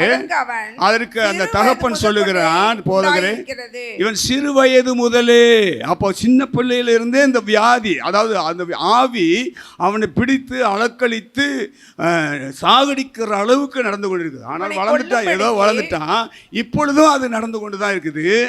இவனை கொல்லும்படிக்கு அது அநேக தரம் தீயிலும் தண்ணீரிலும் தள்ளிற்று. இவனை கொல்லுவதற்காக தீக்குள்ளையும் போட்டுச்சான், தண்ணிக்குள்ளையும் போட்டுச்சான். ஏதாகிலும் செய்யக்கூடுமானால். இப்ப தகப்பனுக்கு என்ன சொல்றான்? இவ்வளவுலாம் நடந்துச்சு, சின்ன வயசுல இருந்தே அவனை பட்ட பாடுகளை நான் பார்த்து பார்த்து என் வேதனை பட்டு ரொம்ப நொந்து போயிட்டேன். செத்து போனா போயிட்டு போது, உங்களால செய்ய முடியுமா? செய்யுங்க. எங்கள் மேல் மனது தகப்பன் என்ன சொல்றான்? நீர் ஏதாகிலும் செய்யக்கூடுமானால், நீங்கள் ஏதாவது செய்யக்கூடுமானால் மேல் மனது இறங்கி, எங்களுக்கு மனம் இறங்கி எங்களுக்கு உதவி செய்யுங்க, இல்லைன்னா விட்டுருங்க. இயேசு அவனை நோக்கி, அப்ப இதுதான் அர்த்தம். ஒரு தகப்பனுக்கு என்ன இருக்குது? ஏதாவது எப்படியாவது அவனுக்கு சுகம் உண்டாக வேண்டும் என்று பிரயாசப்படுகிறான். அந்த பிரயாசம் கிடைக்குமா கிடைக்காதா என்கிற அவநம்பிக்கை அவனுக்கு இருக்குது. அந்த அவநம்பிக்கையில் ஆண்டவர்கிட்ட சொல்கிறான், ஏதாவது உங்களால் செய்ய முடியும்னா செய்யுங்க,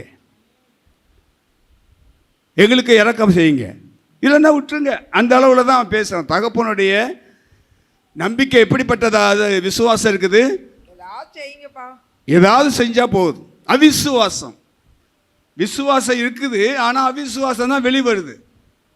அதான் அர்த்தம். அவன் சொல்கிறான். அப்போ ஆண்டவர் சொல்கிறாரு, உனக்கு விசுவாசித்தா? இயேசு அவனை நோக்கி, நீ விசுவாசிக்க கூடுமானால் இது ஆகும்பா.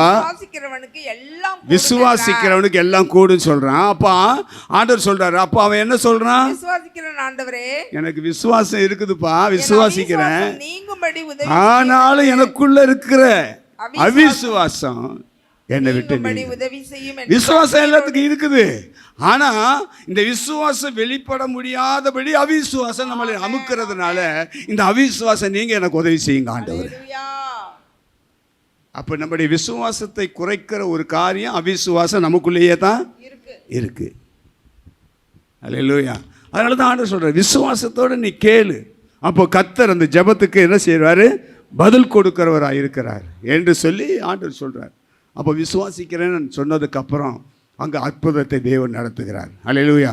ஆகவே விசுவாசம்தான் உன்னை ரட்சித்தது, உன்னை காப்பாற்றினது.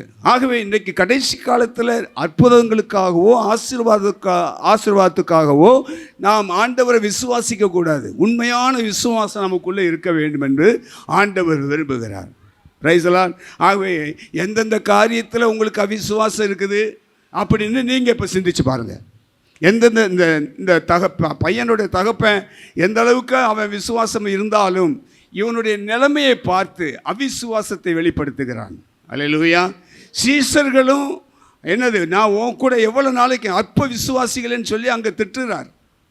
ஆகவே இந்த நாட்களில் கர்த்தருடைய பிள்ளைகள் ரட்சிக்கப்பட்டிருக்கிறவர்கள், ஆண்டவருடைய கிருபையினாலே விசுவாசத்தை கொண்டு ரட்சிக்கப்பட்டிருக்கிற நாம் எந்த அளவுக்கு ரட்சிக்கப்பட்டு அந்த விசுவாசத்தில் வளர்ந்திருக்கிறோம் என்பதை நம்ம தான் ஆராய்ந்து பார்க்கணும். நம்ம தான் அளவுகோல். நான் எந்த அளவுக்கு விசுவாசத்தில் இருக்கிறோம். சிலருக்கு சில சமயத்தில் எந்த சூழ்நிலை வந்தாலும் விசுவாசத்தை விட்டு விலகவே கூடாது என்கிற வைராக்கியம் இருக்கும். ஆனால் சில சம்பவங்கள் நடக்கும்போது நம்முடைய விசுவாசம் தளர்ந்து போகிறதா இருக்கிறது. பிரைஸ் தி லார்ட் சொல்லுவோமா? அல்லேலூயா. ஆகவே விசுவாசத்தில் நாம் நிலைத்திருக்கக்கூடாதபடிக்கு தடையாக இருக்கிற ஒரு காரியம் எது? அவிசுவாசம். உங்களுக்குள்ள அவிசுவாசம் இல்லாதிருப்பதாக. ரெண்டாவது ஒரு காரியம், என்ன காரியம்னா லிட்டில் ஃபெய்த். அப்படின்னா என்ன? கொஞ்சம் விசுவாசம், அற்ப விசுவாசம். அற்பம்னா கொஞ்சம். அப்போ கொஞ்சம் விசுவாசம். ஆண்டவர் சொல்கிறாரு, உங்களுக்கு கடுகளவு விசுவாசம் இருந்தால் இந்த மலையை பார்த்து பெயர்ந்து கடலில் போய் இரு அப்படின்னு சொன்னால் அது போய் இருந்துருமா? அப்போ அந்த அளவுக்கு விசுவாசம் இருக்கா? நீங்கள் திண்டுக்கல் மலையை பார்த்து சொல்லுங்கள், சொல்லிடலாம். விசுவாசம் இருக்குதா? ஐயய்ய, நம்ம வாட்டுக்கு ஒன்று சொல்ல, அது வாட்டுக்கு ஏதாவது ஒன்று நடக்கலைனாக்கும் நம்மளை அடிச்சு போடுவாங்களே. ஏன்னா நமக்கு அந்த பயம் இருக்குது. அந்த பயத்தினால அதை சொல்கிறதுக்கு என்ன செய்கிறோம்? வெட்கப்படுறோம். அதனால் அந்த பயம் என்ன செய்யுது? விசுவாசத்தை வெளிப்படுத்த முடியல. அதனால தான் அது அற்ப விசுவாசம். கொஞ்சம் விசுவாசம் தான் இருக்குது, அதை வச்சு நம்மளால் ஒன்றும் செய்யவே முடியாது என்கிற ஒரு காரியத்தை கர்த்தருக்கு கற்றுக் கொடுக்குறார். அல்லேலூயா. மத்தேயு 14வது அதிகாரம் 31வது வசனத்தை வாசிங்க. இயேசு கையை நீட்டி அவனை பிடித்து, அற்ப விசுவாசியே, யாரை பார்த்து சொல்றாரு? யாரை பார்த்து சொல்றாரு? பேதுருவை பார்த்து சொல்றாரு.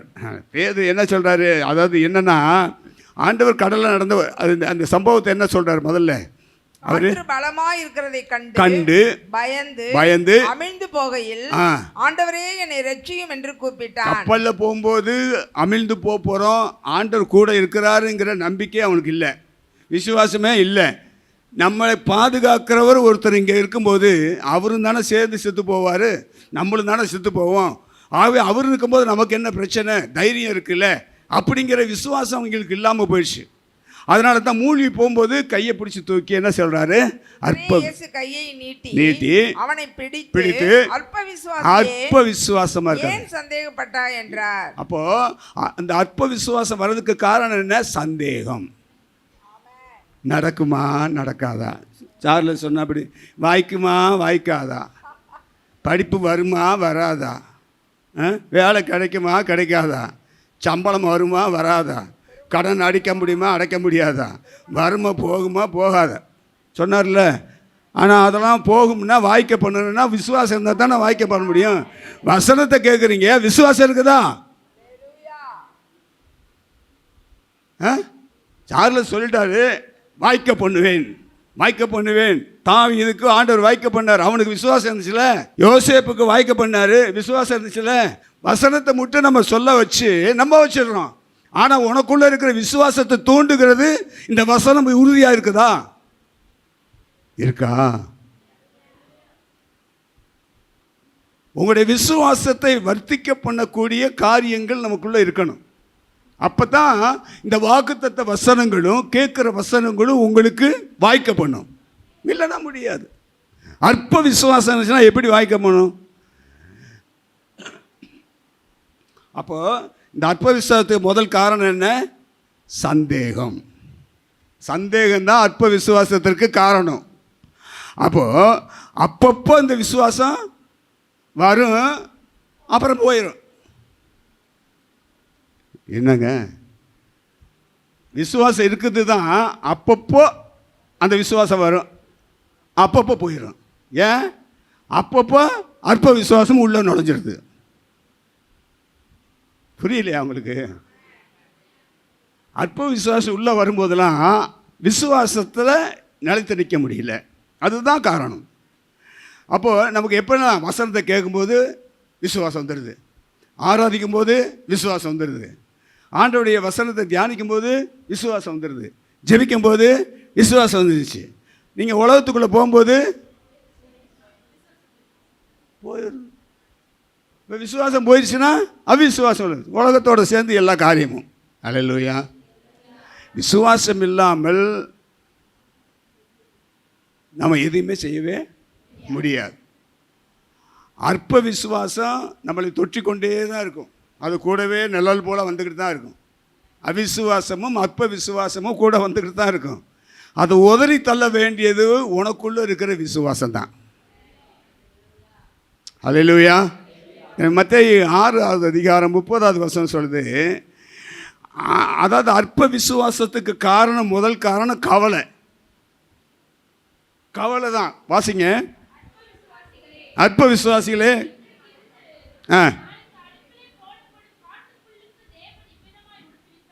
ஆ ஆமாம்.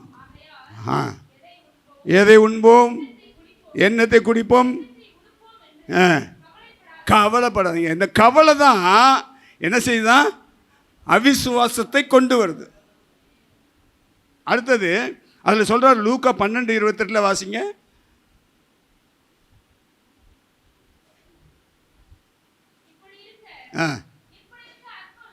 அற்ப விசுவாசிகளே, புல்லுக்கு தேவன் அழகை ஊட்டு பிறந்த உனக்கு செய்ய மாட்டாரா? அந்த விசுவாசம் இல்லாமல் போயிடுச்சே. ஆண்டவர் சொல்கிறார், புல்லை காமிச்சு நம்மளை காண்பிக்கிறார். அதுக்கே நான் அவ்வளோ செய்கிறேனா, அழிஞ்சு போகிறதுக்கே நான் செய்கிறேனா, நித்தியத்துக்கு என்னோடு கூட வரப்போகிற உனக்கு நான் செய்யாமல் இருப்பேனோ? கவலை கவலை மனுஷனை ஒடுக்கிறது மாத்திரம் இல்லை, விசுவாசத்தையும் ஒன்றும் இல்லாமல் செய்யுது. ரைஸ்லான். இன்னொரு வசனத்தை வாசிங்க, 8:26. மத்தேயு 8:26 இந்த அற்ப விசுவாசத்துக்கு காரணம் என்னென்னா பயம். பயம்தான் அற்ப விசுவாசத்திற்கு காரணமாக இருக்குது. அதற்கு அவர், அற்ப விசுவாசிகளே ஏன் பயப்படுகிறீர்கள் என்று சொல்லி ஆண்டவர் சீசர்களை பார்த்து சொல்லுகிற ஒரு காரியம். அப்போ அதுக்கு என்ன, பயம் ஒரு மனுஷனுடைய விசுவாசத்தை குறைத்து அற்ப விசுவாசத்தை ஏற்படுத்துகிறது. பயம் வந்துச்சுன்னா ஐயோ போச்சுடா அன்றைக்கி அவ்வளோதான் அப்படி சொல்கிறோமா? போச்சுடா அவ்வளோதான், இன்றைக்கி அவ்வளோதான், எல்லாம் முடிஞ்சு போச்சு. அல்லேலூயா. ஆமாம். அதனால் இந்த பயம் மனுஷனுடைய விசுவாசத்தை குறைத்து அற்ப விசுவாசத்தை ஏற்படுத்துகிறது. கீழே விழுந்துட்டு ஐயோ எலும்பு உடஞ்சிருச்சோ, கீழே தான் ஏன் விழுந்தான், அவனுக்கு எப்படி எலும்பு உடையும்?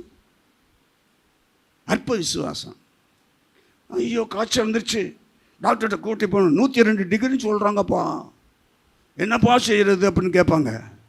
102 டிகிரி இருந்தால் இருந்துட்டு போகுது, அது குறைக்கிறது ஆண்டவர் தானே. அப்போ விசுவாசம் இல்லைல்ல.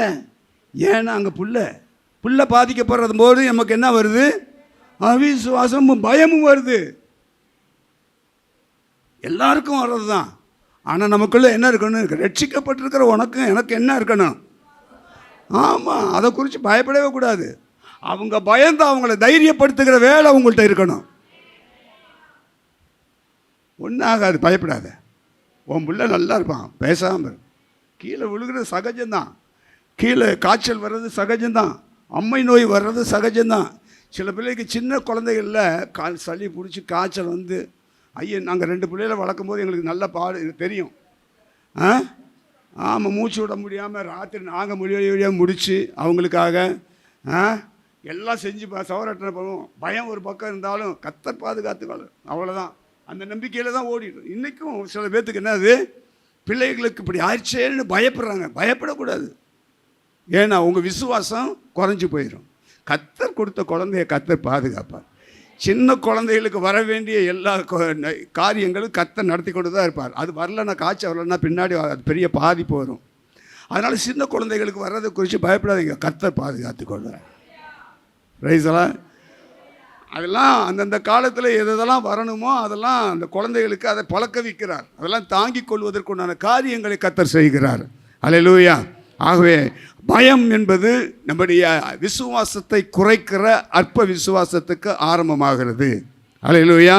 சரி, இன்னொரு இடத்துல சொல்கிறாரு, அப்பங்களை குறித்து தர்க்கம் பண்ணுறாங்க. அப்பங்களை கொண்டு வராததுனால இவங்களுக்குள்ள ஒரு தர்க்கம் உண்டாகுது. மத்தேயு 16:8 வாசிங்க.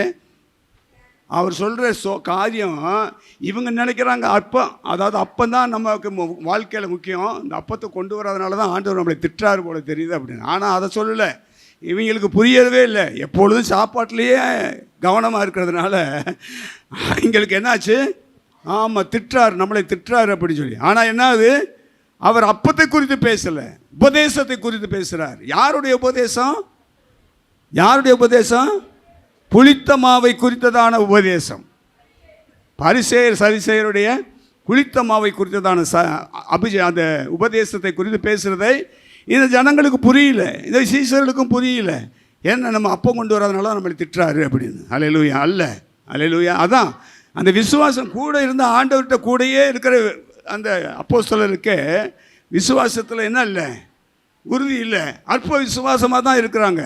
பிரைஸ் எல்லோரும் சொல்லுவோமா? அதனால் மத்தேயு 17:20 வாசிங்க. ஒருத்தர் 9:24 வாசிங்க. ஆ ஆ ஆ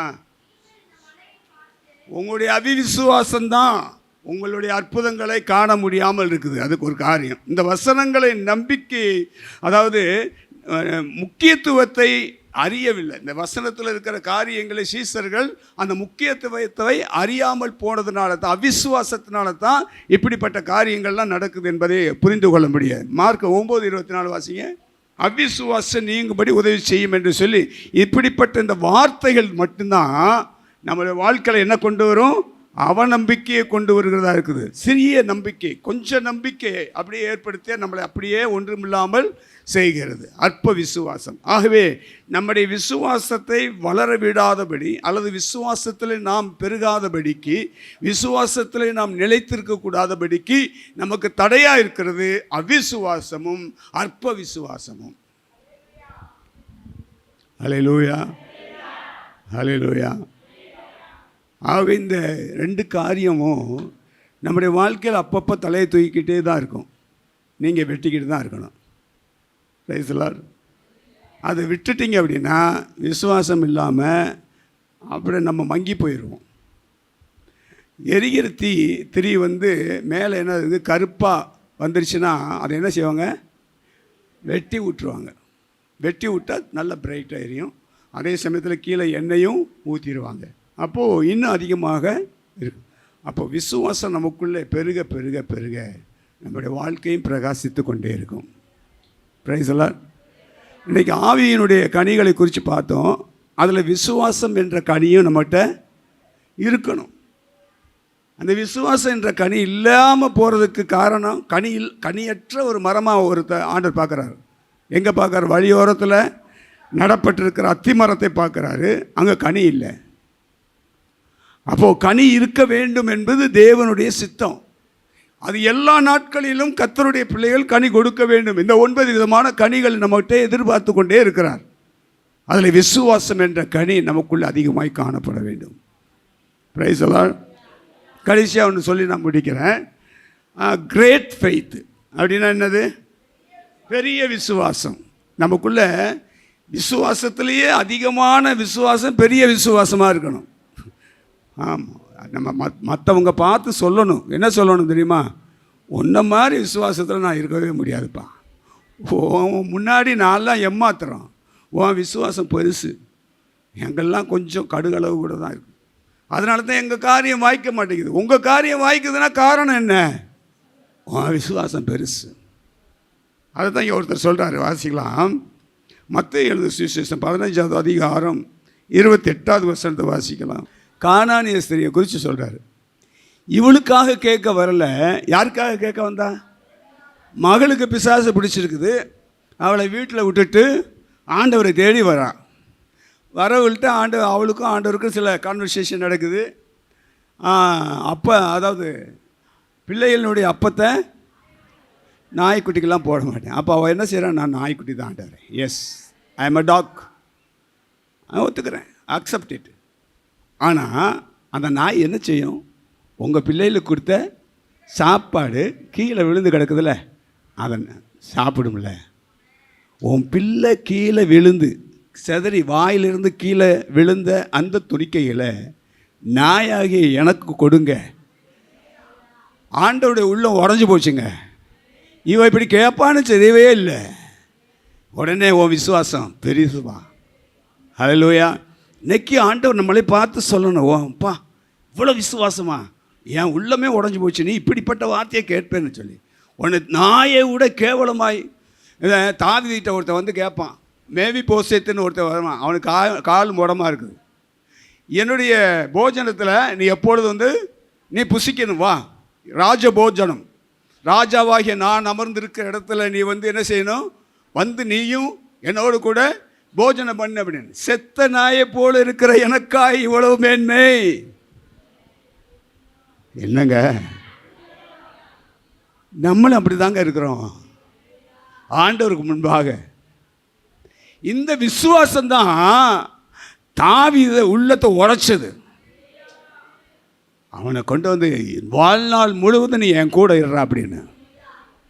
ரைஸ்லாம் அதே வந்து கானானிய ஸ்திரீ சொன்ன இந்த வார்த்தையை ஆண்டவர் எதிர்பார்க்கவே மாட்டார், எதிர்பார்த்துருக்க முடியாது. அவர் சொல்கிறார், உள்ளம் உடைஞ்சு போச்சு அவருக்கு, உள்ளம் நொறுங்கினவர்களாய் ஆண்டவர் பார்த்து சொல்கிறார், உன் விசுவாசம் பெருசு, உன் மக குணமாயிட்டா. அது சொன்ன நேரம் போய் பார்க்குறா, மகள் குணமடைந்து அமர்ந்திருக்கிறதை பார்க்கிறாள். இவளுடைய விசுவாசம் அவளை சுகமாக்குனது. உங்கள் விசுவாசம் உங்கள் வீட்டில் இருக்கிறவர்களை சுகமாக்கணும். நீங்கள் ஜெபம் பண்ணினா அற்புதம் நடக்கணும். நீங்கள் ஜெபம் பண்ணும்போது பிசாசு ஓடணும். நீங்கள் ஜெபம் பண்ணால் பில்லி சூரிய கட்டுகள் அறுக்கப்படணும். நீங்கள் ஜெபம் பண்ணால் உங்கள் பிள்ளைகளுடைய வியாதி நீங்கணும்.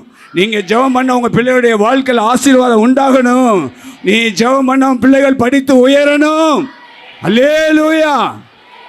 இந்த விசுவாசத்தை தான் ஆண்டவர் எதிர்பார்க்கிறார். அல்லேலூயா. கர்த்தர் பெரியவர். அந்த விசுவாசம் நமக்குள்ளே வர்த்திக்க பண்ணுகிற தேவன். விசுவாசத்தை முடிக்கிறவரும் துவக்குகிறவரும் முடிக்கிறவரும் அவர் தான். அல்லேலூயா. எப்போ முடிப்பார்? நீ என்னைக்கு மறிக்கிறியோ அன்னைக்கு முடியும். அது வரைக்கும் விசுவாசம் வளர்ந்துக்கிட்டே தான் இருக்கும். உனக்கு துவக்கினவர் முடிக்கிற வரைக்கும் உன் கூட தான் இருப்பார். விசுவாசிக்கிறியா? இதை முதல்ல விசுவாசிக்க கற்றுக்கொள்ளணும். பிரைஸ் லார்ட் சொல்லுவோமா? இன்னொரு வசனத்தை வாசிக்கலாம். மார்க் 11:24 வாசிங்க.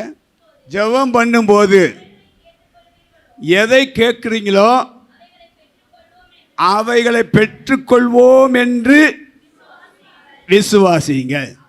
அப்பொழுது அப்பொழுது அப்பொழுது அவைகள் உங்களுக்கு, நீ விசுவாசத்தோடு நீ ஜெபம் பண்ணுப்பா.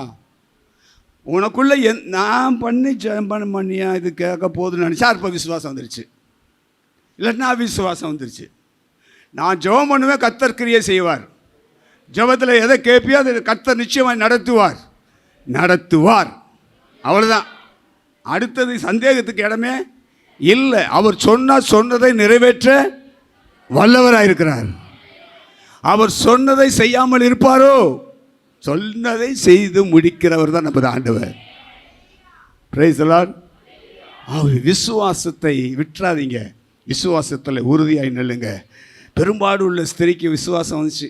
அவள்கிட்ட இருக்கிற எல்லாத்தையும் விற்று எப்படியாவது வியாதி நீங்கன்னா போதும் அப்படி சொல்லி மருத்துவர்கள் மேலேயே நம்பிக்கையாக இருந்தாள்.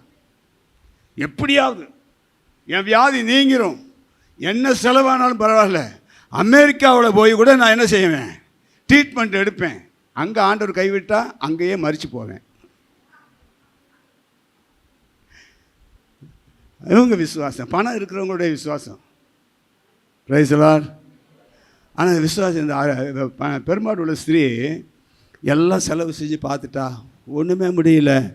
அது கடைசியாக இருதயத்தின் ஓரத்தில் ஒரு நம்பிக்கை முளைக்கிறத பார்க்குறா. என்ன நம்பிக்கை தெரியுமா?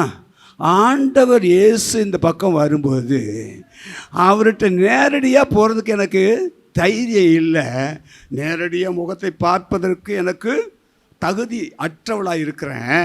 ஆகவே நான் யாருக்கும் தெரியாமல் அவருடைய வஸ்திரத்தின் ஓரத்தை நான் தொட்டால் எனக்கு போதும், எனக்கு சுகம் வந்துடும். விசுவாசம் உள்ளுக்குள்ள முளைக்க ஆரம்பிச்சிச்சு. செயல்படுத்த விரும்பினால் செய்தால் சுகம் கிடைத்தது. எங்கே முளைச்சிச்சு? இருதயத்தில் ஓரத்தில்.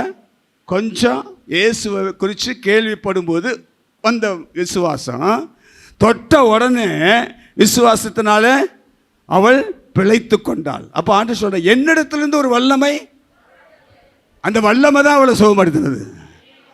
அவளுடைய விசுவாசத்தை கர்த்தர் பார்க்கிறார். இப்போ என்ன சொல்றாரு?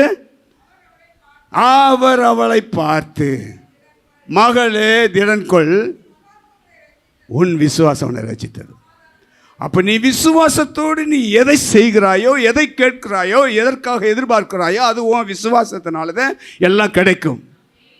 இன்னைக்கு அந்த விசுவாசத்தை வர்த்திக்க பண்ணுவதற்கு கர்த்தர் உதவி செய்கிறார். ஹல்லேலூயா. ரெண்டாவது ஒரு வார்த்தையை பாருங்க. மத்தேயு 8வது அதிகாரம் 5லிருந்து 17 வரைக்கும் வாசிக்கும் போது, வார்த்தையின் மேல் உள்ள ஒரு விசுவாசம். ஹல்லேலூயா. வார்த்தையின் மேல் வாசிக்க வேண்டாம், அதனுடைய சம்பவம் உங்களுக்கு தெரியும்னு நினைக்கிறேன். தெரியுமா? 100க்கு அதிபதியினுடைய வேலைக்காரனுக்கு சோம் இல்லை, அவன் மரித்து போகிற நிலைமையில் இருக்கிறான். அவன் வந்து கேட்குறான், ஆண்டவரே வேலைக்காரன் சுகம் இல்லாமல் இருக்கிறான், நீங்கள் வந்து சுகப்படுத்தணும். நீங்கள் வந்து ஆமாம் என் வீட்டுக்கு வரேன்னா அவன் என் வீட்டில் தான் வேலைக்காரனாக இருக்கிறான், வந்து சுகப்படுத்துங்க அப்படின்னு. சரி நீ போ நான் வரேன் அப்படிங்கிறாரு. அவர் வரும்போது வீட்டுக்கு வர ஆரம்பிக்கும் போது சொல்கிறான் ஒருத்தன், அதாவது அவன் சொல்கிறான், ஆண்டவரே நீ என் வீட்டுக்கு வர்றதுக்கு ஆமாம் நான் தகுதி இல்லை, பாத்திரம் இல்லை, நான் தகுதி இல்லை. அதனால் நீங்கள் என்ன செய்யணும், ஒரு வார்த்தை ப்ளீஸ், ஒரு வார்த்தை, உங்களுடைய வாயை திறந்து ஒரு வார்த்தை மட்டும் சொன்னால் போதும். என்ன நடக்கும், வேலைக்காரன் சோமம். அப்போது ஆண்டவர் சொல்கிறாரு, ஆச்சரியப்பட்டு என்னை அவரை பின்பற்றுகிறவர்களை நோக்கி சொல்கிறாரு, இஸ்ரவேலருக்குள்ளும் இப்படிப்பட்ட விசுவாசம். எப்படிப்பட்ட விசுவாசம், கூப்பிட்டான் வீட்டுக்கு வாங்கன்னு கூப்பிட்டான், வீட்டுக்கு பக்கத்தில் வரும்போது வர வேண்டாம், உங்களுடைய வார்த்தை மட்டும் சொல்லுங்கள் போதும். அல்லேலூயா. இந்த வார்த்தையில் இருக்கிற விசுவாசம் தான் வேலைக்காரனை சொஸ்தப்படுத்துறது. அல்லேலூயா. ஒவ்வொருத்தருடைய விசுவாசத்தை பார்த்து ஆண்டவர் எப்படி ஆச்சரியப்படுகிறார். 100க்கு அதிபதியினுடைய காரியம் ஆச்சரியப்படுகிற வைக்கிறது. அல்லேலூயா. பெரும்பாடு உள்ள ஸ்திரீயுடைய விசுவாசத்தை ஆச்சரியப்பட வைத்தது. அல்லேலூயா. Praise the lord. ஆகவே உங்களுடைய விசுவாசத்தை பார்த்து ஆண்டவர் ஆச்சரியப்பட்டு அற்புதங்களை செய்ய ஆண்டவர் ஆயத்தமாயிடணும். பிரைஸ் தி லார்ட் சொல்லுமா. அதுதான் பாஸ்டர் இல்லை, எது இல்லை. இப்போ உற்சாகமாக அல்லேலூயா சொல்லிட்டீங்க. இன்னும் கொஞ்ச நேரத்தில் கேட்டான், வசனத்தை கேட்டான், வீட்டுக்கு போனால் சோறு இல்லையே, வீட்டுக்கு போனால் கடன் பிரச்சனை இருக்குதே, வீட்டில் ஒன்று உட்காந்துருக்குமே அதுக்கு என்ன செய்கிறது, வியாதியாக இருக்குதே, வேலைக்கு போனால் கூலி கிடைக்கல, கூலி கிடைச்சா வீட்டில் சோறு இல்லை, நம்பிக்கையற்ற ஒரு சூழ்நிலை, விசுவாசியாத ஒரு நிலைமை. இன்றைக்கி அப்படி தான் நடந்து கொண்டு இருக்குது. Price the Lord. வேலைக்கு போனால் உற்சாகத்தோடு போகிறோம், அங்கே போனோன்னு சில அவிசுவாசம் நம்மளை தொற்றிக்கொள்ளும் போது நமக்கும் சேர்ந்து என்னங்க. Praise the lord. ஹல்லேலூயா. சரி, இதுதான் விசுவாசம். அவங்கவுங்களுடைய விசுவாசத்தை இன்றைக்கி பார்த்தேன். விசுவாசம்னா என்ன, அதுதான் வசனம் சொல்லுது. எபிரேயர் 11:1 வாசிக்கலாம். விசுவாசமானது நம்பப்படுகிறவைகளின் உறுதி. எதை நம்புகிறியோ அதில் உறுதியாக இருப்பது. அது எந்த உறுதினா, காணப்படாதவைகளின் நிச்சயமாக இருக்கிறது. இது கிடைக்கும், நான் பார்க்கல ஆனால் கிடைக்கும், ஆனால் எனக்கு தெரியாது, ஆண்டவர் என்னை கொண்டு போவார். பரலோகத்தை பற்றி நமக்கு தெரியுமா, அங்கே எப்படி இருக்குதுன்னு தெரியுமா. நிறைய பேர் நான் பரலோகத்தை பார்த்துட்டு வந்தேன், ஆண்டவர் என்னோடு பேசினார், என்னோட குண்டு விளையாண்டார், டீ குடித்தார், அப்படிலாம் சொல்லி ஏமாற்றிக்கிட்டு இன்றைக்கி நிறைய பேர் இருக்கிறான். நம்பாதீங்க, வசனத்தை நம்புங்க. ஆலைய இங்கேருந்து பரலோகத்துக்கு வர சொன்னாராம், டிக்கெட் போட்டு போனாராம். அங்கே போனால் எப்படி இருக்குன்னு குளம் விசாரித்தாராம். அவர் குளத்தை பார்த்தோன்னா அங்கே நின்றுட்டாராம் ஆண்டவர். இவரும் சேர்ந்து போய் வந்து குளத்தில் விளாண்டாங்களாம். குளத்தில் விளாண்டு முடிஞ்சோன்னே டீ குடிக்க வந்தால் கூப்பிட்டாராம், டீ குடித்தாங்களாம். என்னங்கடா கதை விட்டு மக்களை எப்படி ஏமாற்றிக்கிட்டு இருக்காங்கன்னு பாருங்கள். Price the Lord. அதனால் இவங்க போயிட்டு வந்து நம்மளை நம்ப வைக்கிறாங்களா, பரலோகம் இப்படிலாம் இருக்குது, ஆண்டவர் என்னோடு பேசினார், என்னோடு கை கோர்த்தார், என்னோடு சிரித்தார், என்னை சாப்பிட வச்சார், என்னை கூட்டி எல்லாரும் உலாவ வச்சார். என்னமோ எப்படி இருக்குது பாருங்கள். நம்மளை கிறுக்கனை கோமாளி ஆக்குறாங்க. வசனத்தை பிடிச்சிக்குங்க, வசனத்தின் மேலே நம்பிக்கையாக இருங்க. இன்றைக்கி நிறைய பேர் பக்க வழியாக நுழைஞ்சிட்டாங்க.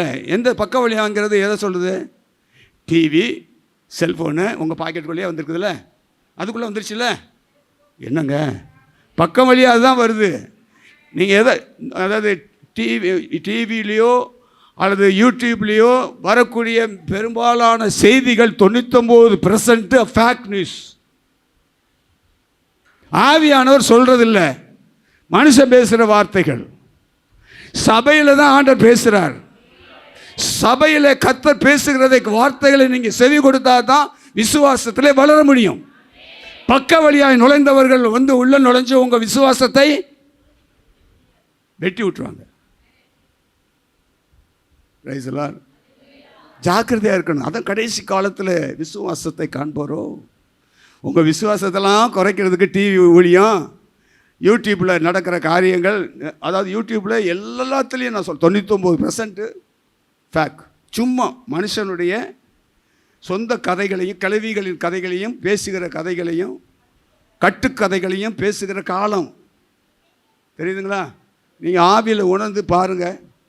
நான் நிறைய இதெல்லாம் பார்க்குறதே இல்லை. அப்படியே பார்த்தாலும் நிறைய ஃபேக்காக இருக்குது, வசனத்துக்கு புறம்பானதாக இருக்குது. கர்த்தர் என்ன சொல்கிறாரோ வசனம் நமக்கு இருக்குது, வசனத்தை பிடிச்சிக்கிட்டே போ, உனக்கு நல்ல வழி கிடைக்கும். அதை பார்த்துட்டு நீ போனீன்னா விழுந்துருவ. Price Lord. ஆகவே எது நல்ல வழி, எது மாறான வழி என்பதை, பூர்வீக வழி எது என்பதை கற்றுக்கொள்ளுங்க. பூர்வீகத்தில் கர்த்தர் என்ன சொல்றாரு? மோசைக்கு என்ன கற்பனை கொடுத்தார்? 10 கற்பனைகளை கொடுத்தார், நியாயப்பிரமாணத்தை கொடுத்தார். இயேசு நமக்கு போதனையை கொடுத்துருக்கிறார்.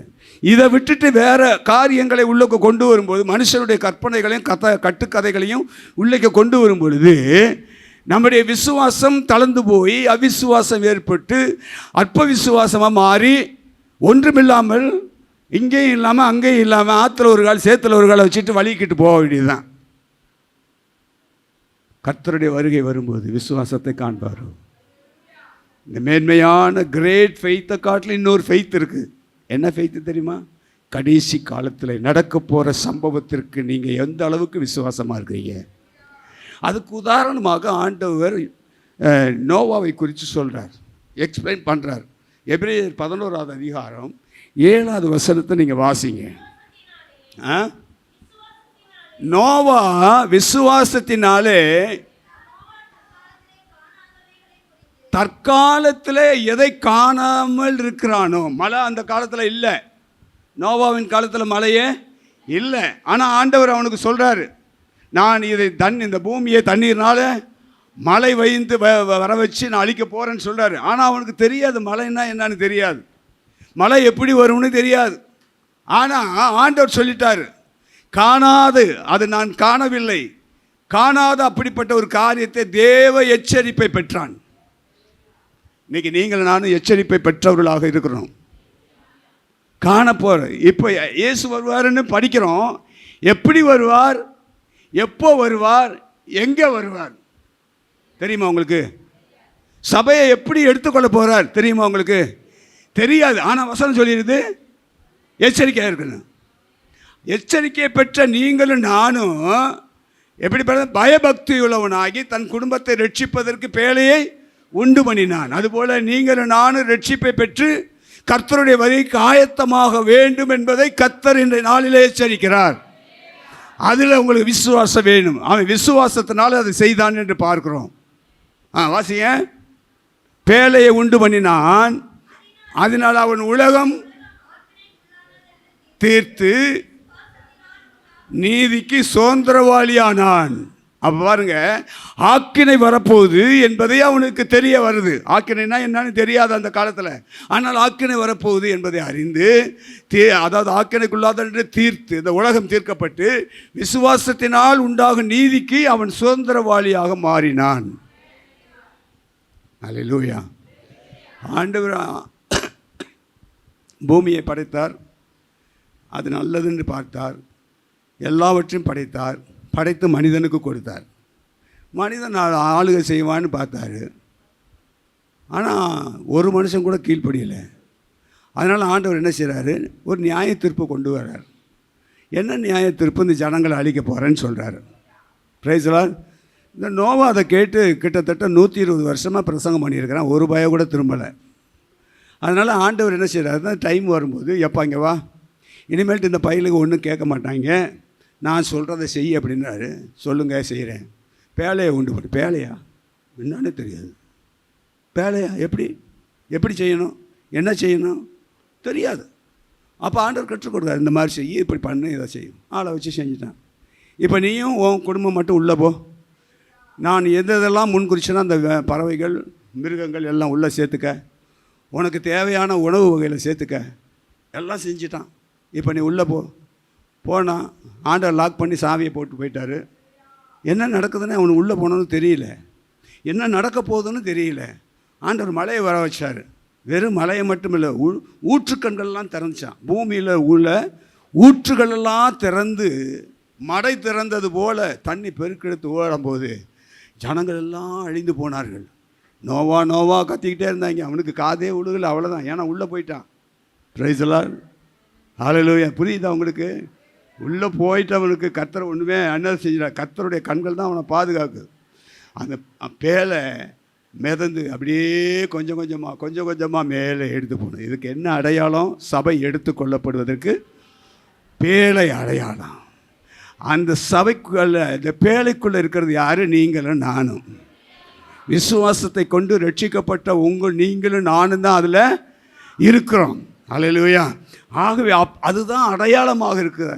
ஆகவே நோவா விசுவாசத்தினாலே இந்த பேழையை செய்ததுனால ஆண்டவர் ஆக்கினைக்கு வரக்கூடிய தப்பிக்கிறதுக்காக, ஆக்கினையிலிருந்து தப்பிப்பதற்காக, தன்னுடைய குடும்பத்தை காப்பாற்றுவதற்காக பேழையை ஏற்படுத்தினார் என்பதை உணர்ந்து ஆண்டவருக்கு நன்றி செலுத்தினான்.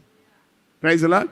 அதே போல் கடைசி நாட்களில் ஒரு உபத்திரம் வரப்போகுது. உபத்திரவு காலத்துக்கு முன்பாக சபை எடுத்துக்கொள்ளப்படுவதற்கு அடையாளமாக தான் இது. இது விசுவாசிக்கிறீங்களா இல்லையான்னு எனக்கு தெரியாது. ஆண்டவருடைய வருகை எப்போ வரும்னு, எப்படி வருவார்னு, எந்த ரூபத்தில் வருவார்னு. ஆனாலும் நீங்கள் உங்களுக்குள்ள என்ன இருக்குது? என் ஆண்டவர் வருவார், என்னை எடுத்துக்கொள்வார். என் ஆண்டவர் வருவார், சபையை எடுத்துக்கொள்வார். என் ஆண்டவர் வரும்போது நானும் சபையும் போய்விடுவோம். இந்த விசுவாசம் தான் கடைசி கால விசுவாசமாக இருக்கிறது. இதை விசுவாசிக்கிறவர்கள் பாக்கியவான்கள். Price the Lord. சொல்லுமா, நாமும் எச்சரிக்கையாயிருந்து வருகைக்கு ஆயத்தமாகணும். இதுதான் ஆண்டவர் நமக்கு வெளிப்படுத்தின அந்த விசுவாசத்தினுடைய செய்தி. எத்தனை பேருக்கு புரிஞ்சோ எனக்கு தெரியாது. எத்தனை பேர் இதயத்தில் வந்துச்சோ எனக்கு தெரியாது. எத்தனை பேர் ஆயத்தமாக இருக்கீங்களோ எனக்கு தெரியாது. உங்கள் விசுவாசம் உங்களை உயிர்ப்பிக்கும். Price the Lord. கர்த்தர் நம்மளோடு எவ்வளோ அன்பாக இருக்கிறார் என்பதை இன்றைக்கி பேசுகிற வார்த்தைகளை கொண்டு ஆண்டவர் பேசியிருக்கிறார். ஹல்லேலூயா. அப்படியே கண்களை மூடி நாம் ஜெபிப்போம். Price the Lord. பிரியமானவர்களே, உங்கள் மகா பரிசுத்தமான விசுவாசத்தின் மேல் உங்களை உறுதிப்படுத்தி கொண்டு பரிசுத்த ஆவிக்குள் ஜெபம் பண்ணி தேவனுடைய அன்பிலே உங்களை காத்து கொண்டு நித்திய ஜீவனுக்கு ஏதுவாக நம்முடைய கர்த்தராகிய இயேசு கிறிஸ்துவுடைய இரக்கத்தை பெற காத்திருங்கள். அவருடைய இரக்கங்கள் அதிகமாக இருக்கிறது. அவருடைய இரக்கங்களுக்கு முடிவில்லை. அவர் நம்மேல வைத்திருக்கிற அந்த இரக்கம் மகா பெரியது. அந்த மகா பெரிய இரக்கம் நம்முடைய விசுவாசத்தினாலே அதை பெற்றுக்கொள்ள ஜாக்கிரதையாக இருந்து அவருடைய வருகைக்காக நாம் விசுவாசத்தோடு காத்திருப்போம். அதுவே நம்முடைய ஆசீர்வாதம். அதுவே பெரிய ஸ்லாக்கியம். நான் எதிர்பார்த்திருக்கிற நித்திய ஜீவன். அதற்காகத்தான் நீங்களும் நானும் அழைக்கப்பட்டிருக்கிறோம். அதை அறிந்தவர்களாக ஒவ்வொரு நாளும் நாம் விசுவாசத்தோடு நாம் ஜெபிப்போம். ஆண்டவரே, உம்முடைய வருகைக்கு நான் ஆயத்தமாக இருக்கணும். எனக்கு விசுவாசத்தை வர்த்திக்க பண்ணுங்கப்பா. இந்த உலகத்தினுடைய காரியமோ, குடும்பத்தில் உள்ள காரியமோ, தனிப்பட்ட பிரச்சனையோ, குடும்ப வாழ்க்கையோ என் விசுவாசத்தை குறைச்சி விடாதபடி, அற்ப விசுவாசமானாலும் அவிசுவாசமானாலும் என்னை விட்டு நீக்கி விசுவாசத்தில் நாளுக்கு நாள் வளர பெருக கர்த்தர் உதவி செய்வீராக. எது நடந்தாலும் சரி, என் ஆண்டவர் எனக்காக யாவையும் செய்து முடிப்பார் என்ற விசுவாசத்தை எங்களுக்கு தாரும். எல்லா நன்மையும் கிருபையும் எங்களுக்கு கொடுக்கிற ஆண்டவரிடத்தில் எங்களை அர்ப்பணிக்கிறோம். இயேசுவின் நாமத்தில் ஜெபிக்கிறோம் நல்ல பிதாவே. ஆத்துமாவே கர்த்தரை ஸ்தோத்திரி. என் முழு உள்ளமே அவருடைய பரிசுத்த நாமத்தை ஸ்தோத்திரி. என் ஆத்துமாவே கர்த்தரை ஸ்தோத்திரி. கர்த்தர் செய்த சகல உபகாரங்களையும் மறவாதே.